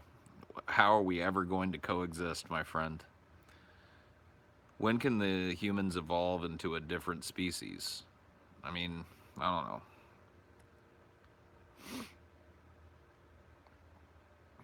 Enjoy the dislikes. Okay. Like, I love the different angles that trolls try and take. They think that I care about dislikes on this channel. Like, they think it's something I'm gonna go take a look at, and I'm gonna go, oh my god, that Highdeology episode, what I did, has a lot of dislikes, man. What an angle, dude. What a fucking idiot. Hey, Dad, have you heard the good news about Tool's new album? The album is done, and Papa Maynard is working on vocals. Cool, dude.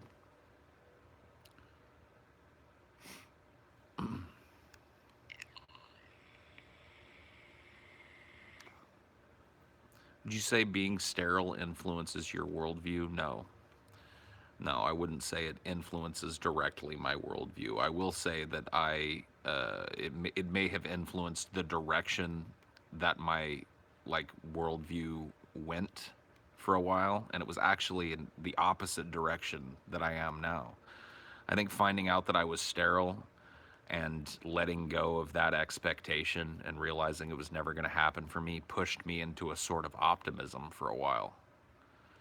And I think it was to kind of blunt the emotional trauma of not being able to have this thing that I was told to want my entire life. It was re-examining that that pushed me in a different direction.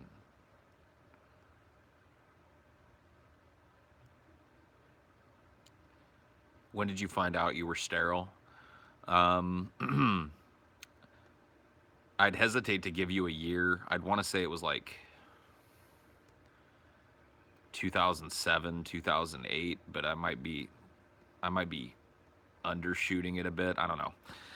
But my wife and I had been married for a few years and had been trying since we got married to conceive, and it just wasn't happening.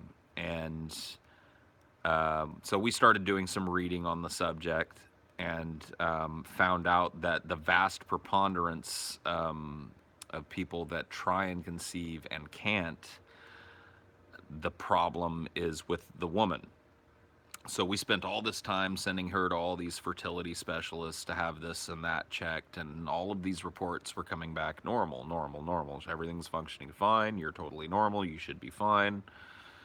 And as we kept going and it just kept not happening, it became more and more obvious that there was something else going on. The problem with male fertility is that, dude, getting it checked is, I mean, I don't know, maybe some people don't give a fuck about this, but it's really embarrassing. It's a horrible, embarrassing fucking event. Let me tell you how it goes down for somebody that, genuinely wants to fucking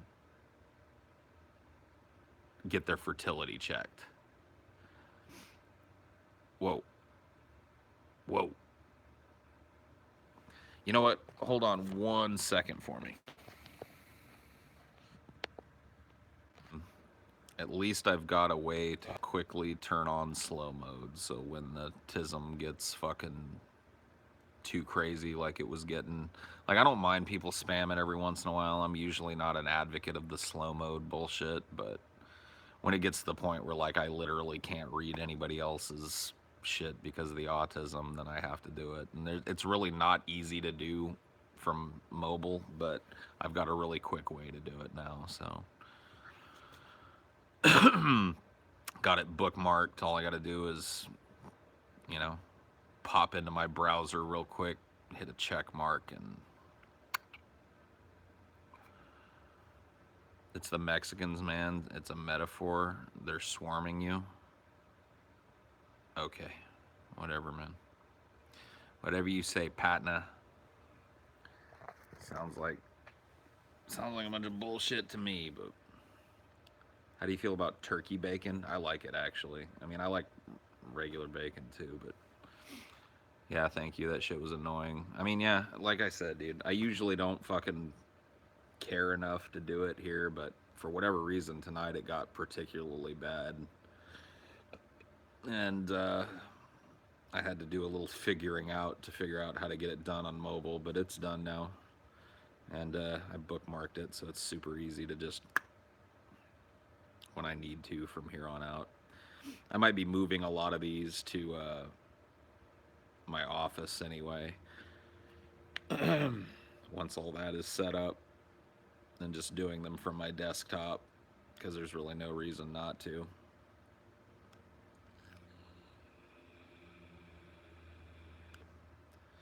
If you advocate for no spamming, you get more spammers. The internet sucks. Yeah, I mean, what are you going to do?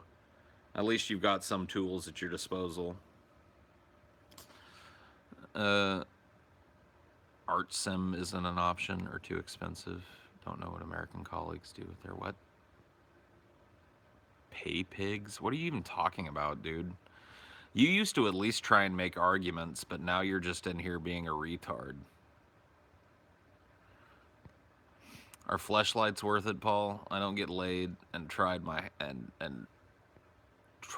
my hand. I've never fucked a fleshlight, so I couldn't tell you. What do they do to you about the male fertility thing? Oh yeah, okay. So I'll continue that little story here. So if you're a dude and you want to find out if you've got fertility problems, really there's no escaping that you're gonna have to go. You know those places that the doctors will send you to get your blood drawn because they don't do it there at the doctor's office. They'll go like, go to, whatever, this place, and the nurse there will fucking draw your blood, and we'll get this blood test done. Well, you go to one of those places, but it's to jerk off. Not to, well, sometimes it's a hospital, but it's been really common for me in my life to go to like this third party place. It's actually a privately run, probably medically accredited at the very least, organization where there's nurses whose entire job it is to do these kind of testing things, whether it's getting a mucus swab or getting a blood test or a platelet test or a bone marrow test or whatever the fuck. Like, that's all they do. But if you want to get your fertility checked, you need to have your sperm examined under a microscope, and you need to have your sperm count checked. And the only way to do that is to go to one of these places and jerk off into a cup. Now, do the nurses jerk you off? God, no. No. They send you into the bathroom with a jar, and you're supposed to just jerk off into it. And it was one of the hardest faps I ever had. I mean, I was embarrassed as fuck going in there. The nurse or the lady running the reception at the place I went is like this college-aged chick, and she looks at my file to see what kind of shit I'm there to get done, and sees that I'm there to jerk off into a cup. It's just not a good look. Do they give you porn? It just doesn't work that way, man. They don't have porn sitting around these places.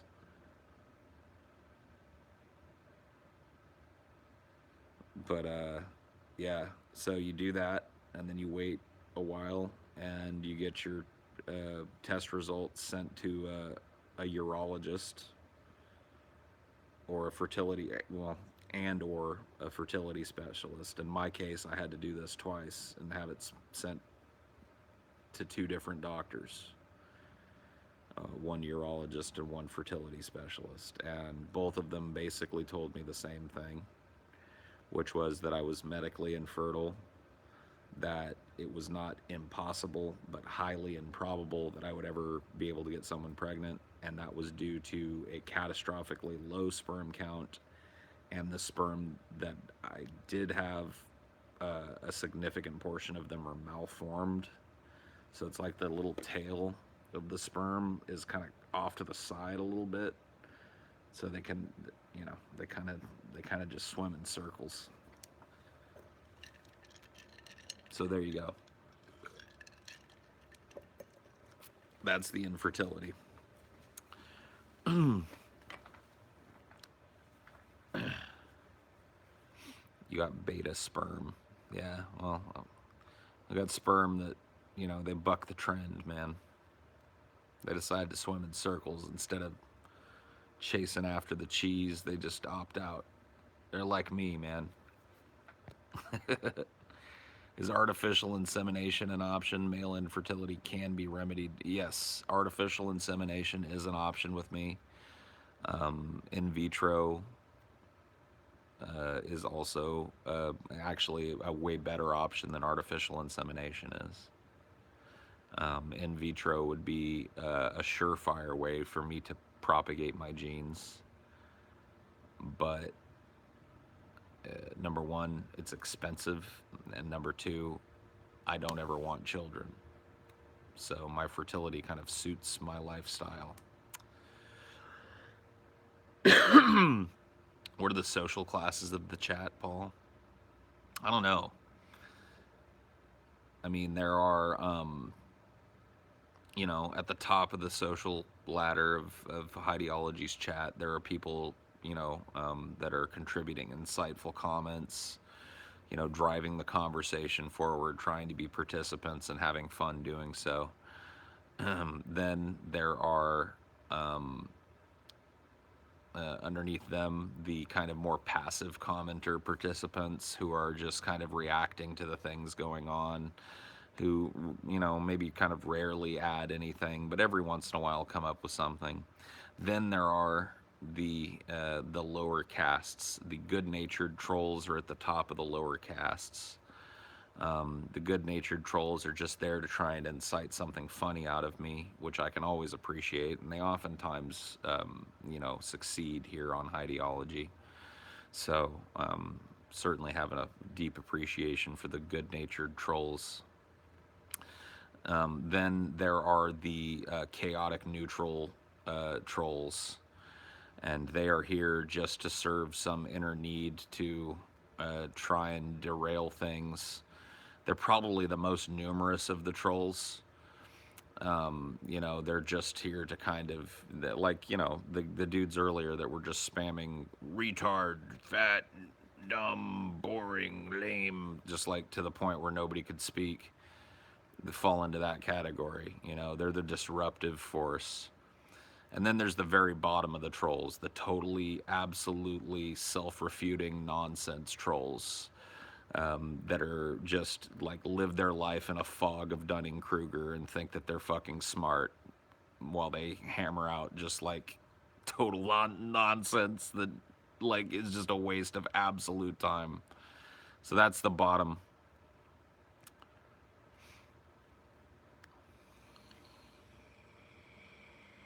Well, spammers fall into that category of chaotic neutral trolls in my mind, right? Like spamming is just a trolling technique. It's a way to get somebody to go, oh my God, I'm tearing my hair out, or whatever it is they're trying to get out of you. For me, it was having me leave the stream, at a time when it had like 230 people, and try and figure out how to turn on slow mode so they'd have to stop doing their retarded bullshit. You know what I mean?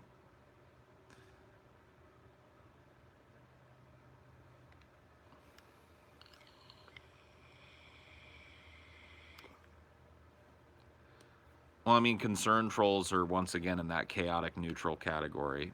I guess we should put like a maybe one more category of trolls in there: the malicious trolls, the trolls that have some sort of personal vendetta against me and want to see me unhappy, see me, upset, suffering, that want to see whatever they perceive as my influence end with me in a flaming, blubbering pile of, totally broken down, just uselessness because of their absolute domination of me in an internet chat. So I guess that, there are those types of trolls. And I guess the concern trolls, which to this day, like there are people out there that when I say concern trolls, they go like, "You just made that up. You made that up." It's like, no, no, gaslight me harder, please. Uh, well, when they actually have a motive, does that still make them a troll? Well, yeah, of course. I mean, well, what would they be if they weren't? Because all trolls have a motive.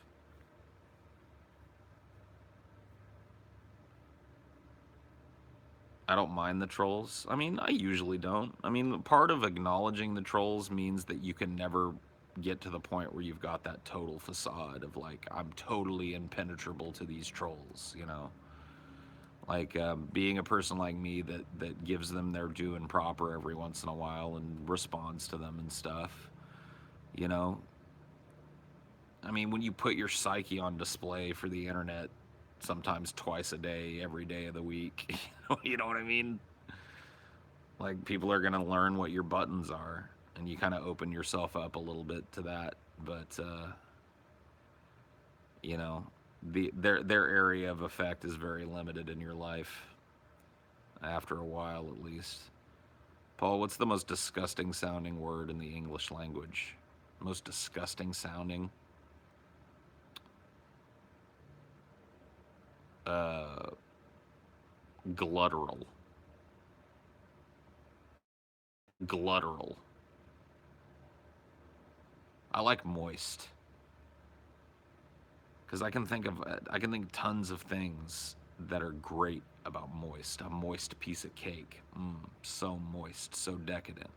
A moist pussy, so moist, so decadent. I mean, come on, man. Yeah, succulent even. A moist towelette, thank you very much.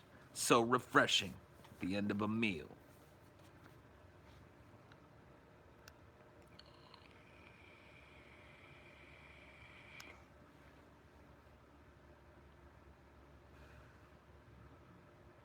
Blubber.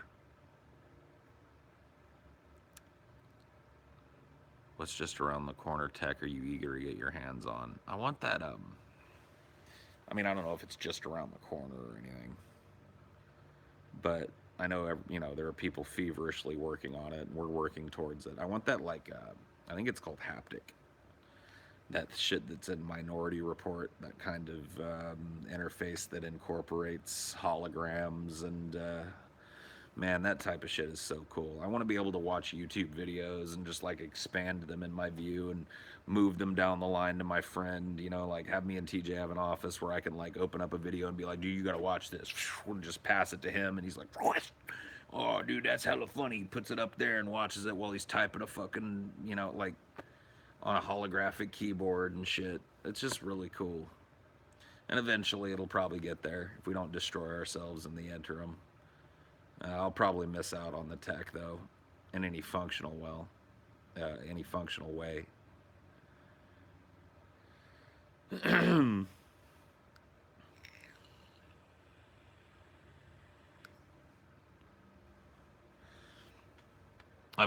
Yeah, the Hololens. They're starting to work. They've got these glasses that have like little laser things on the side of them that basically beam a holographic image directly on through your iris onto your retina.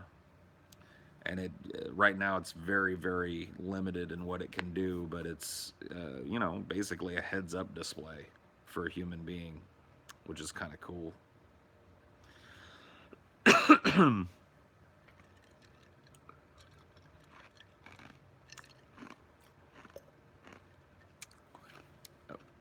Assuming that's the HoloLens that you were talking about, it may be something totally different, but I did see a news story where they tried it out.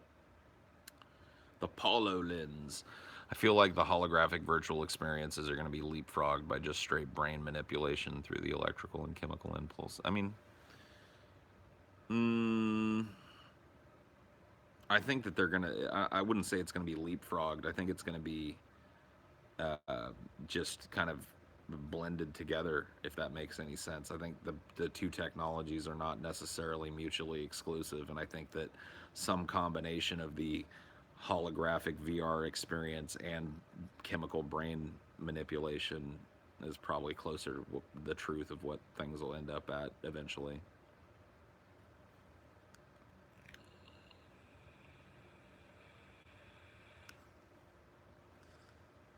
I'm talking about the one Xbox had actually. They had a demo for one several years ago. Oh, no, I don't remember that then. This was a really recent thing that I saw. You gonna go lay down? All right, man. Have a good one. See you later. Why and how TJ died, Paul. Okay. Um, I mean, it's kind of embarrassing, but whatever. I guess he'd want the story told. So, uh, TJ was, I mean, and this is, if you know TJ, you know this is a nightly thing. He was stuffing bananas in his ass. And he's always trying to get more and more bananas up there. And they've always got to have the skin on. You know, we've been trying to get him for decades to just start taking the skin off of them so that they're mushy and they don't damage his colon. But tonight he took a big giant bunch of, it's not even ripe yet, you know, those fat green bananas back into his room, and I knew what was going to go on. I mean, everybody in the house knew what was going to go on. And I mean, he ruptured his colon with one of those giant bananas. I don't know how many he got up in there, but I didn't see any in the room when they took his body away. So he must have got the whole bunch up there, you know. But yeah, man. Wow, what a downer. But what can we do? We got to move on, right?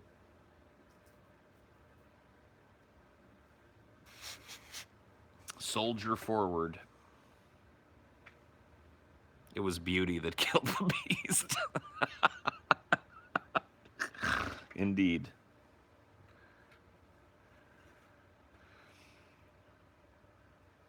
What's that Tallyman song? That daylight come and me one go home.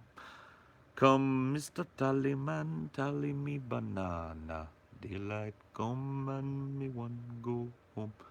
6 foot, 7 foot, 8 foot bunch. I would love to see a sitcom with you and TJ. I imagine the opening begins with a zoom in of TJ holding a bundle of bananas. Oh, TJ. Banana and the Beast. Oh, boy. Oh, boy.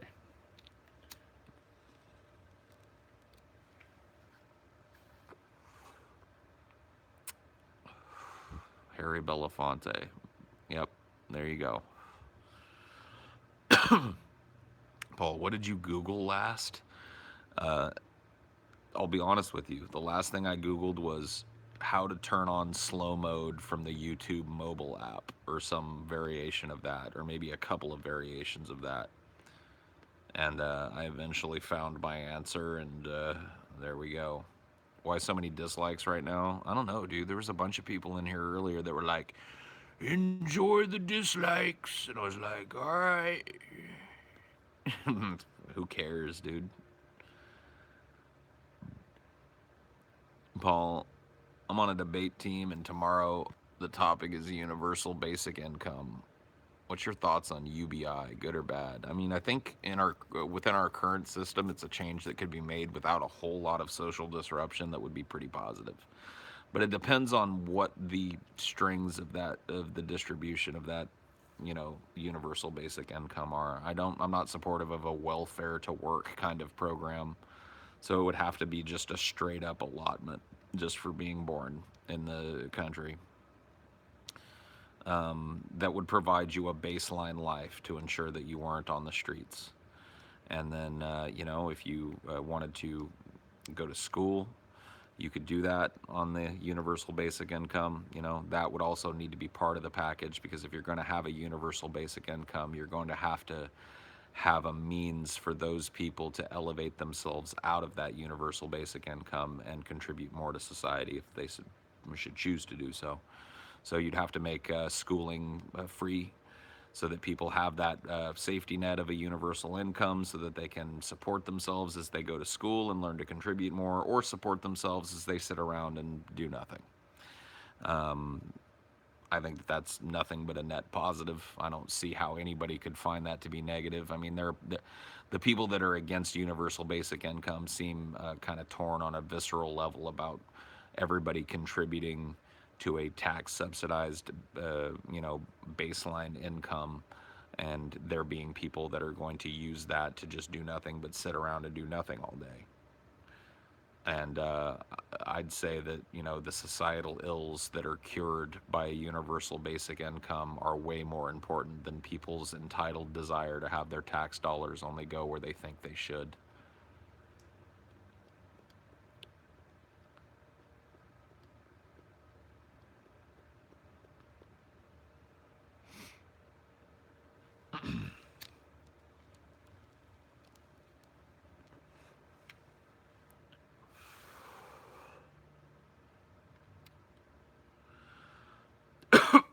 Tax doll hairs.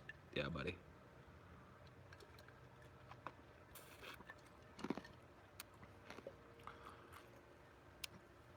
Yeah.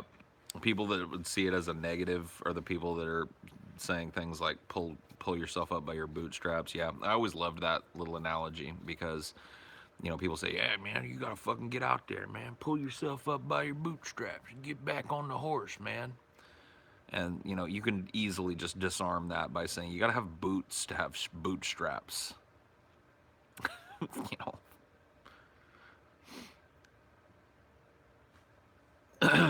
you gotta have something to pull on, man.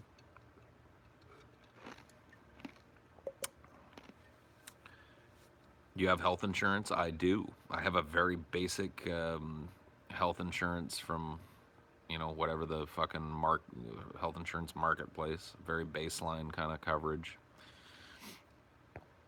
Um, what about one? It provides an incentive not to work, and two, everyone gets it per universal. So how is it fair that billionaires get it also? Billionaires wouldn't get it. You'd only get the universal basic income if your income from other jobs did not meet that minimum standard. Do you get my drift? It's a safety net more than anything. Would there be people that took advantage of it? Absolutely. Do I think the social benefit it provides far outweighs the negatives of subsidizing laziness? Yes. Do I think that human beings would naturally develop into a bunch of lazy slobs that do nothing but lay around all day? Absolutely fucking not. I think that's a boogeyman argument against universal basic income that goes against everything that we know about human beings. If you can live a baseline life in a tiny little apartment, and have a very economical little car, and you see a dude drive by in a fucking Ferrari and disappear behind the fucking iron wrought gates of a giant mansion with two fucking buxom strippers in the back seat of his fucking car, you're going to have a drive to have what he has. And there's always going to be one of those dudes tooling around in town. So this idea that all humans are going to be happy getting whatever their minimum allotment of money from the government is every month and everybody's just going to stop working is fucking absurd. Shh, with that stupid fucking argument, please.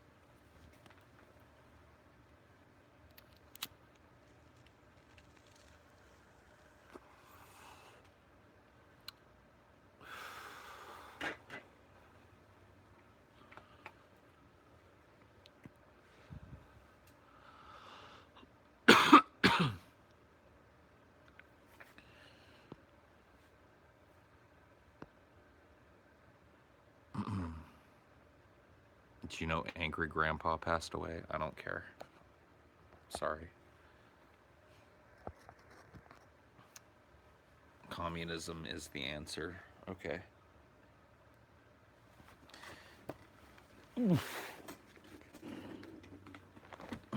Um,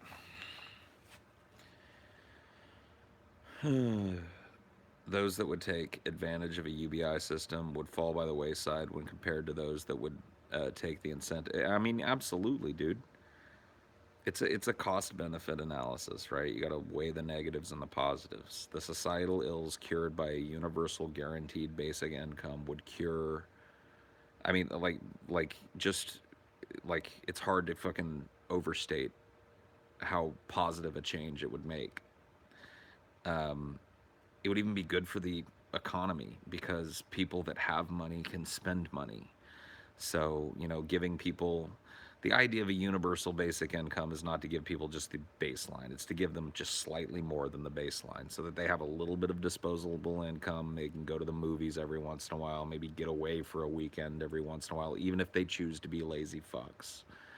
And that infuses cash into the economy and ensures that an entire class of people that wouldn't be out and making discretionary purchases can go out and do so.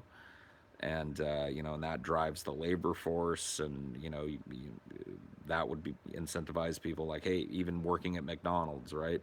If McDonald's paid over the universal basic income, which they would have to attract workers, then you could go buy even more shit and all the way up the food chain. It wouldn't even really change how things work all that much. It would just provide a safety net for people so that if the bottom falls out of your life, you don't just wither into nothing, you know, or go into crushing debt trying to support a failing fucking lifestyle. It's like you've got a safety net there.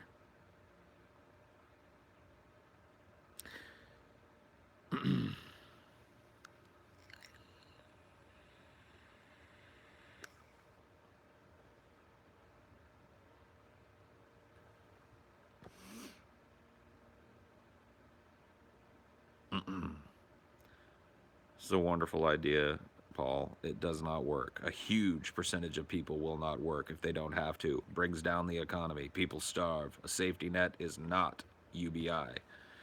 Just an absurd fear mongering. Yeah, people are not going to be driven by greed and self interest anymore if you give them a few bucks a month to live on. People aren't going to want that Xbox 360 anymore if they've got a universal basic income. Sorry, Xbox One X. Sorry, I know that's the newest shit. People aren't going to want that big TV anymore, dude. Nope. Not, they got their universal basic income. You know what they did with their discretionary spending this week? They rented a video from Redbox. And yeah, they're saving up and they're going to go to the beach next week. So, man, yeah. I don't want no big screen TV, man. I don't want no video games. I don't want no PC. I don't want no nice car. I don't want no nice house. I don't want no nice nothing. I just want my standard little cubicle apartment, man. You're absurd if you think that that's the way that human beings operate in this fucking social structure.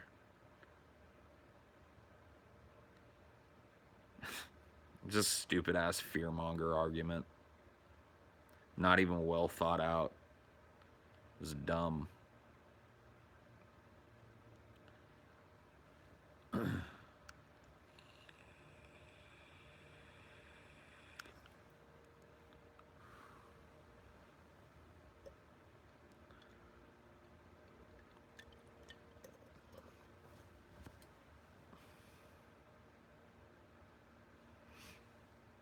If I ever get to a point where I'm starving to death and I have no support system, then yes, let me die.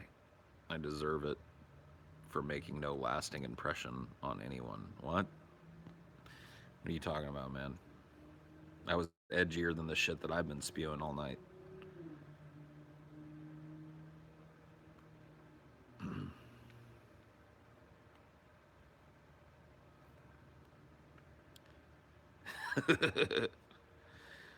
Hope you have a great week, Paul. Thank you.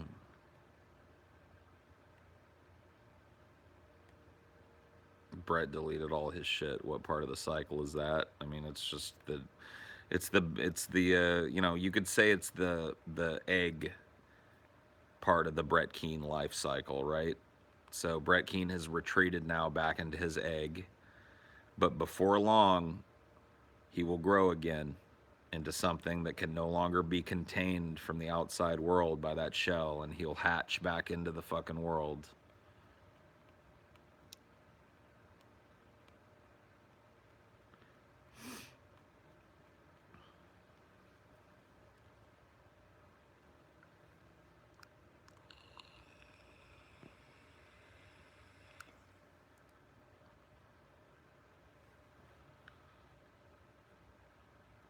Survival of the fittest, Paul. It was happening long before civilization came about. Yeah, well, we subverted survival of the fittest a long time ago. And if you think that that's still in effect for human beings, you're fucking wrong.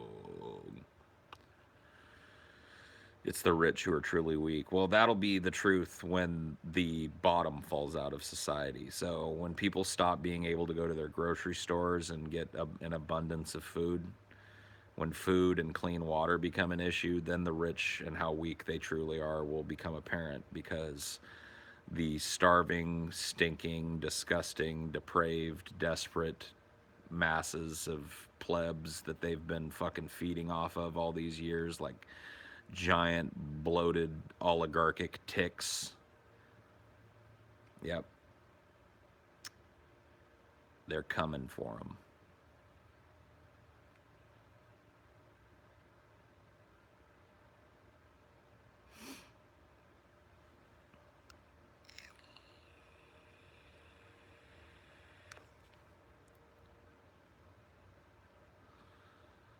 It makes me laugh when people say we should respect the rich. I mean, we should respect the rich as much as we respect any other fucking person.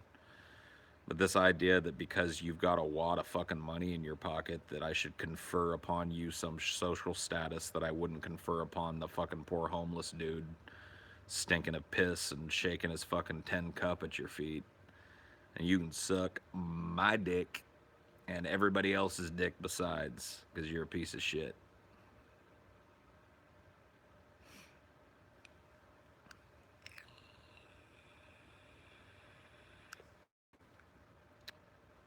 Respect is earned with arcade tickets. Yeah. That's what I'm saying, man. You got the fattest wad of arcade tickets. Nobody gets my respect without earning it or giving me free money. There you go, man. You're a man of principle and no principle all at once. Good protein and nothing happens in a vacuum. Okay. Maybe it's time for this to come to a screeching halt. Kill everyone, human genocide. Oh my god. Look at you, bro. Where does your pessimism fall on the Jewish question, Paul? Oh my god, Georgie, please. Get out of here, Georgie.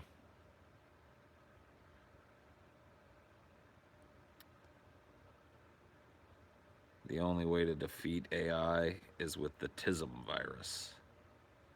Oh, the TISM virus, okay.